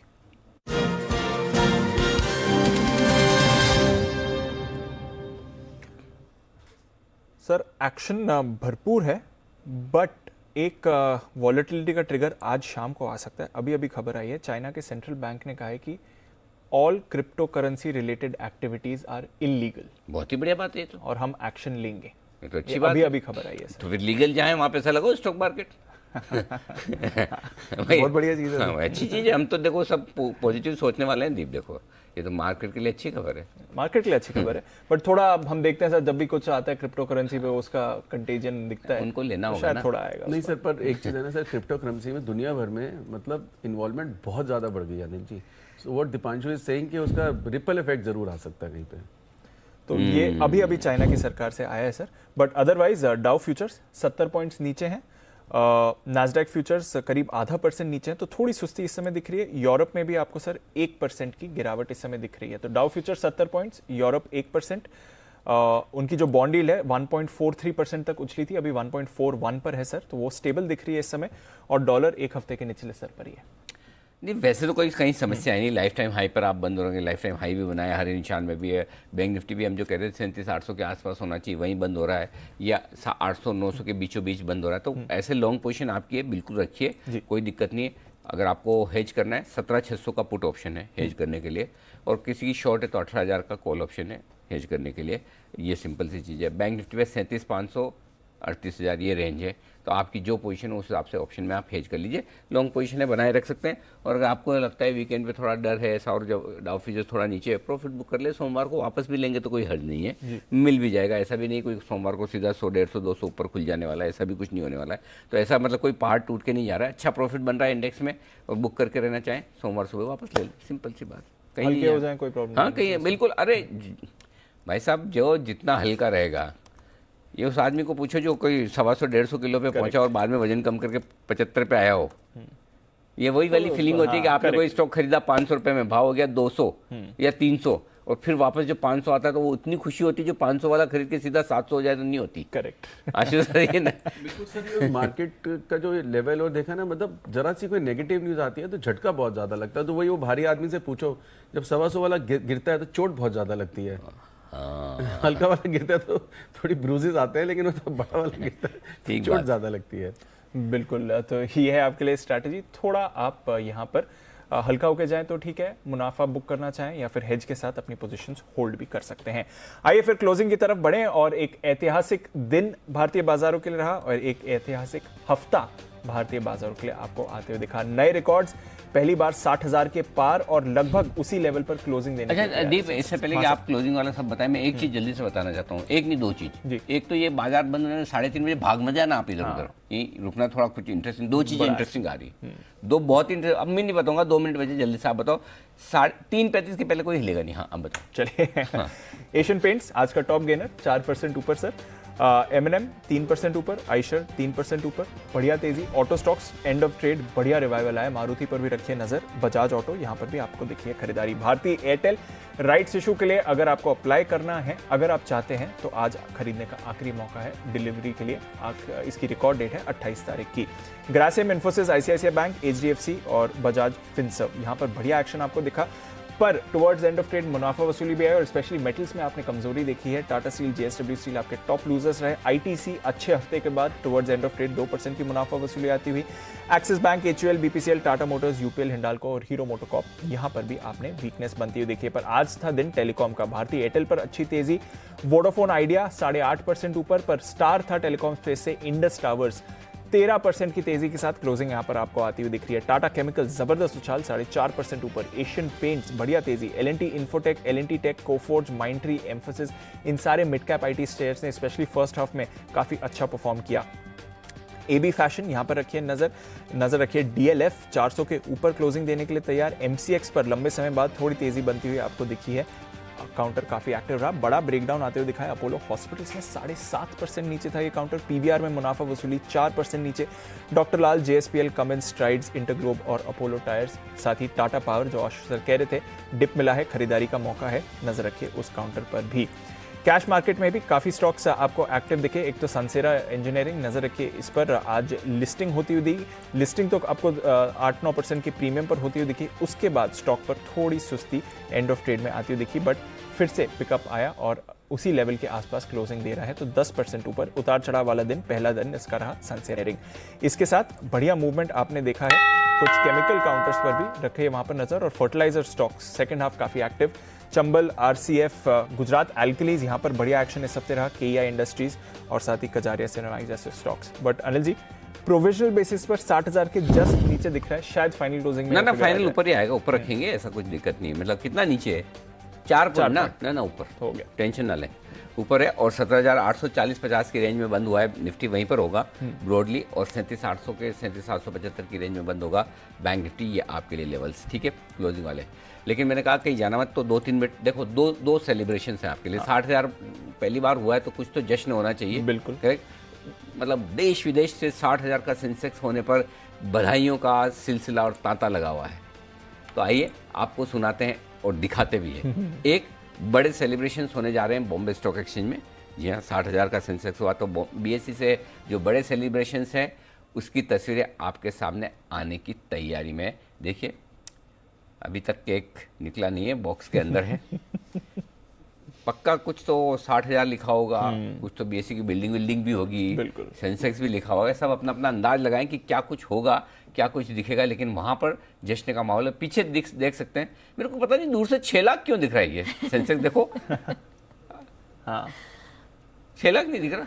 नहीं 60,000। अच्छा है तो 6 लाख ही, 1 0 कम रह गया। ओके, हो जाएगा सर, हो जाएगा। वो आगे जगह भी रखी हुई इसके लिए, देखो इतनी कि वहां पर अगला 1 0 लगना है। तो सेंसेक्स 60,000, ये आपके लिए सेलिब्रेशंस का वक्त है, और ये सेलिब्रेशंस मिस मत कीजिएगा। तब तक आपके लिए एक विशेष विश आई है 60,000 के लेवल पर। कोई अंदाजा लगा सकते हैं किसकी है? नहीं लगा पाएंगे, चलो मतलब मैं भी ऐसा सवाल पूछ रहा हूँ जो पता कोई लगा नहीं पाएगा। तो आइए, जाने माने बॉलीवुड स्टार रितेश देशमुख ने आपको विश किया है 60,000 के सेंसेक्स पर पहुंचने में। देखिए। नमस्कार, मैं रितेश देशमुख। सेंसेक्स 60,000 पॉइंट्स पार कर चुका है। सारे जो स्टॉक में इन्वेस्ट करते इन्वेस्टर्स को, ब्रोकर्स को, सारी कंपनीज को मेरी हार्दिक शुभकामनाएं, क्योंकि पैंडेमिक में जो हम लोगों ने लो देखा था उसके बाद इतना बड़ा उछाल आना ये देश की प्रगति का एहसास दिलाता है। So many many many congratulations to all you guys. तो बिल्कुल रितेश देशमुख की तरफ से आ गई आपको। अच्छा, ये स्टॉक में पैसा लगाते हैं? अच्छा, उनको फ्यूचर ऑप्शन से पता है। अच्छा, हाँ, और मैं भी सरप्राइज रह गया। आज मैंने इंटरव्यू किया था उनका एक विशेष, जिनेलिया और रितेश देशमुख का, जो आप देख भी पाएंगे। पहले बता भी दूं, उसके बाद में मैं आपको बताता हूँ। बेसिकली अनिल जी, मैं भी स्टूडियो में था आज। दो सुपरस्टार एक साथ नहीं आते। बड़ा सेलिब्रिटी कौन है? ईगो क्लैश हो रहा है। शाहरुख सलमान कहाँ सा आप और वैसे भाई तो आपके जो फेवरेट है सलमान खान, हाँ जी, उनके खास एकदम पक्के सबसे गहरे दोस्त है रितेश देशमुख। अच्छा, हाँ बिल्कुल। वो जब मैं कैबिन में उनके साथ बैठकर गपशप कर रहा था शो के पहले, तो उन्होंने बताया कि मतलब ये प्योर वेजिटेरियन है, टी टोटलर है। वेजिटेरियन नहीं, वीगन है वो तो, रितेश देशमुख। हाँ, वीगन हो चुके हैं, वेजिटेरियन तो है ही, और टी टोटलर भी है, मतलब बचपन से उन्हें। और सलमान खान उसके बिल्कुल ऑपोजिट, आप ही की तरह, लेकिन फिर भी दोस्ती गहरी है, जैसे मेरी आपकी। बिल्कुल, मैं भी बिल्कुल टी टोटलर, वीगन नहीं हूँ, वेजिटेरियन हूँ, बस फर्क इतना ही है। क्योंकि जैसे हमारी बंसल जी के साथ। हाँ, वाह, हाँ, ये गुण तो जल्दी से मिल जाते हैं। जी बंसल जी कुछ कह रहे हैं आपकी दोस्ती पर। जी बंसल जी। नहीं, देखिए अनिल जी, परफेक्ट तो अनिल जी कुणाल जी बैठते हैं जो बिल्कुल एकदम वेजिटेरियन है, वो भी बचपन से, और टी टोटलर है बचपन से। तो परफेक्ट जो अनिल जी फिट हो रहे हैं ना फ्रेम के अंदर, वो तो कुणाल जी और आप ही हैं अनिल जी। वाह, ये बात तो सही है। लेकिन चलिए, जो मतलब केमिस्ट्री होती है दो अलग अलग गुणों वाले लोगों के बीच में, उसकी बात ही कुछ अलग है। बंसल जी कह रहे हैं रितेश वाले फ्रेम में आप फिट हो रहे हैं, सलमान वाले फ्रेम में हम फिट हो रहे हैं। ओहो, अच्छा, तो मतलब आप और बंसल जी हो गए सलमान खान वाले फ्रेम में। वेरी गुड, चलिए बढ़िया है। ओके, तो चलिए, जाने माने बॉलीवुड एक्टर रितेश देशमुख और उनकी एक्ट्रेस वाइफ जिनेलिया डिसूजा ने एक नया बिजनेस वेंचर शुरू किया है। इसका नाम है इमेजिन मीट्स। ठीक है, ये कंपनी वेगन मीट बेचेगी, सोचिए। और ये यानी कि प्लांट बेस्ड होगा, प्लांट से बनाया जाएगा। तो इस नए वेंचर पर मैंने बातचीत की इस कपल के साथ पूरी की, क्या प्लान से क्या है क्या नहीं। तो आज शाम 6 बजे आप देख पाएंगे ये हमारी खास पेशकश, जरूर देखिएगा, मिस मत कीजिएगा। वीकेंड है तो एक तरह से इसको मस्ती की पाठशाला समझ लें, मज़ा आएगा।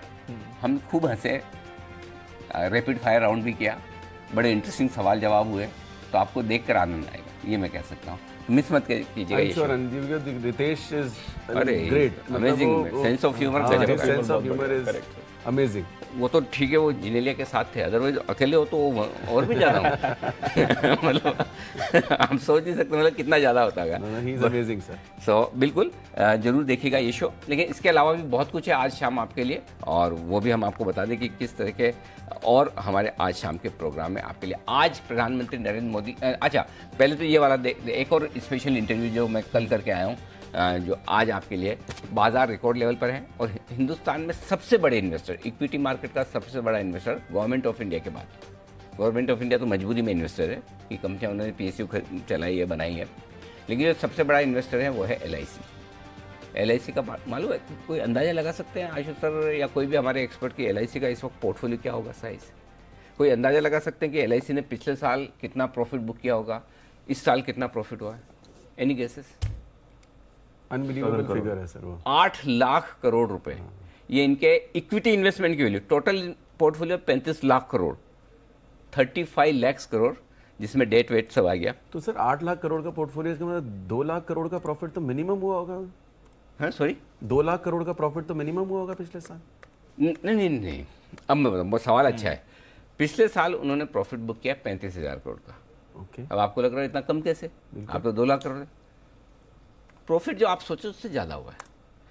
उनका इन्वेस्टमेंट का वैल्यू है 5 लाख करोड़ के आसपास और मार्केट वैल्यू 8 लाख करोड़, तो 3 लाख करोड़ का अनरियलाइज प्रॉफिट। अच्छा, ओके, हाँ, रखा है बुक्स में। 2 लाख करोड़ प्लस का प्रॉफिट तो जरूर होना चाहिए। तो 3 लाख करोड़ का करीबन उनका प्रॉफिट बनता है। 35,000 करोड़ पिछले साल बुक किया, ये हाईएस्ट एवर है सिंगल फाइनेंशियल ईयर में LIC का। इस साल अब तक अगस्त तक 21,000 करोड़ का प्रॉफिट बुक कर चुके हैं। इसी रफ्तार से चलता रहा तो पिछले साल का रिकॉर्ड भी टूट जाएगा। तो LIC और प्लस इस 5 महीनों में करीब करीब मतलब पैसा भी डाल रहे हैं, इन्वेस्ट भी कर रहे हैं।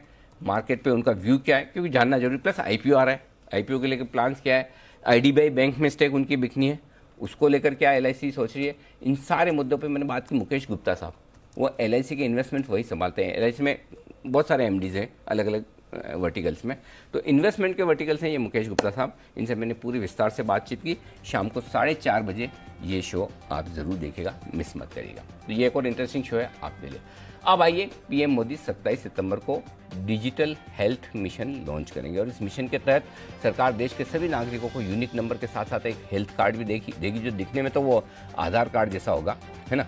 और इस पर आपके बीमारियों से जुड़ी आपकी मेडिकल हिस्ट्री, सब जानकारी मिलेगी आपकी। और इसका फ़ायदा ये होगा कि पेशेंट को अपने साथ हमेशा वो भारी भरकम रिपोर्ट्स वगैरह लेके ना, बहुत मुश्किल काम है भाई साहब। अच्छा, सबसे मुश्किल काम तो ये कि क्या होता है, क्या जैसे अपने MRI कराई, एक्सरे कराया और कहीं रख देते हैं अपन, उसके ऊपर और ऐसे जब काम के टाइम निकालते हैं तो पता चला उसका तो शक्ल ही बदल दिख ही नहीं रहा, तो फोटो भी गिर जाती। हुआ आपके साथ? मेरे साथ तो बहुत बार हुआ। तो इसलिए फिर क्या है, इसमें सबसे बढ़िया काम क्या होगा, आपके सब डिजिटल डॉक्यूमेंट, कुछ आपको अलग से रखने की जरूरत है। किसी भी डॉक्टर के पास गए, कार्ड दिखाओ, उसके बेसिस पे वो खटाखट एक्सेस कर लेगा। जैसे फाइनेंशियल डॉक्यूमेंट का सर डिजी लॉकर है, वैसे ही कुछ। एग्जैक्टली यही ऐसा। सो क्या ये कार्ड देश के स्वास्थ्य सेवा में क्रांतिकारी बदलाव ला सकता है, और क्या ये कंपल्सरी होगा या ऑप्शनल होगा, इसे लागू करने की चुनौतियाँ क्या होंगी, इस पर हमारा खास शो है आज 5 बजे।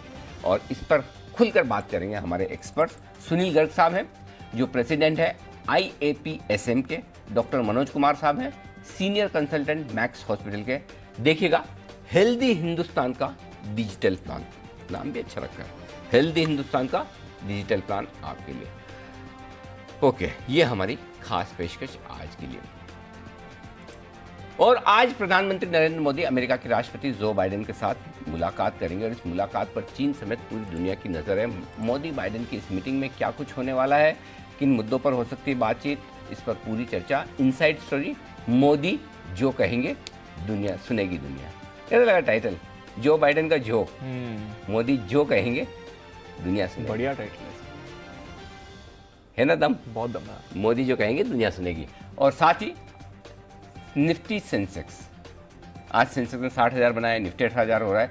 तो आपने मार्केट में तो सबने सुना होगा कि इंडेक्स है बड़ा है, लाइफ हाई पर है।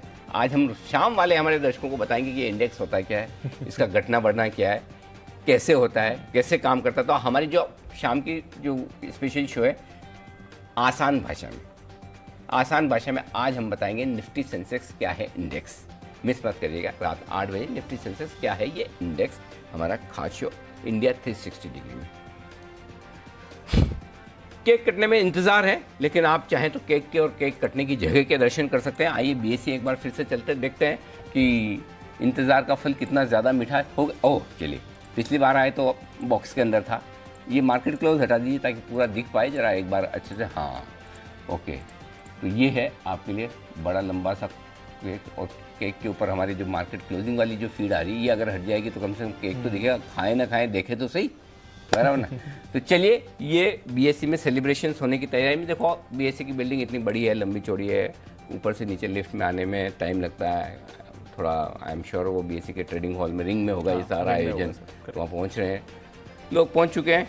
केक कटिंग की सेरेमनी होगी, आशीष कुमार चौहान साहब भी थोड़ी देर में वहाँ पहुँचेंगे, और बाजार के जाने माने दिग्गज ब्रोकर्स वगैरह सब वहाँ पर होंगे जो ये सेलिब्रेशंस करेंगे। तब तक आइए, आप सभी से विदा लेने का वक्त है। कुणाल जी, राकेश जी और साथ ही किरण जी, जय ठक्कर साहब, विश्वेश जी, आप सबका बहुत बहुत धन्यवाद। सुमित जी का भी शुक्रिया, और स्टूडियो में आने के लिए खास तौर से आपका भी धन्यवाद। आशीष सर, मुझे और दीप को इजाज़त दीजिए।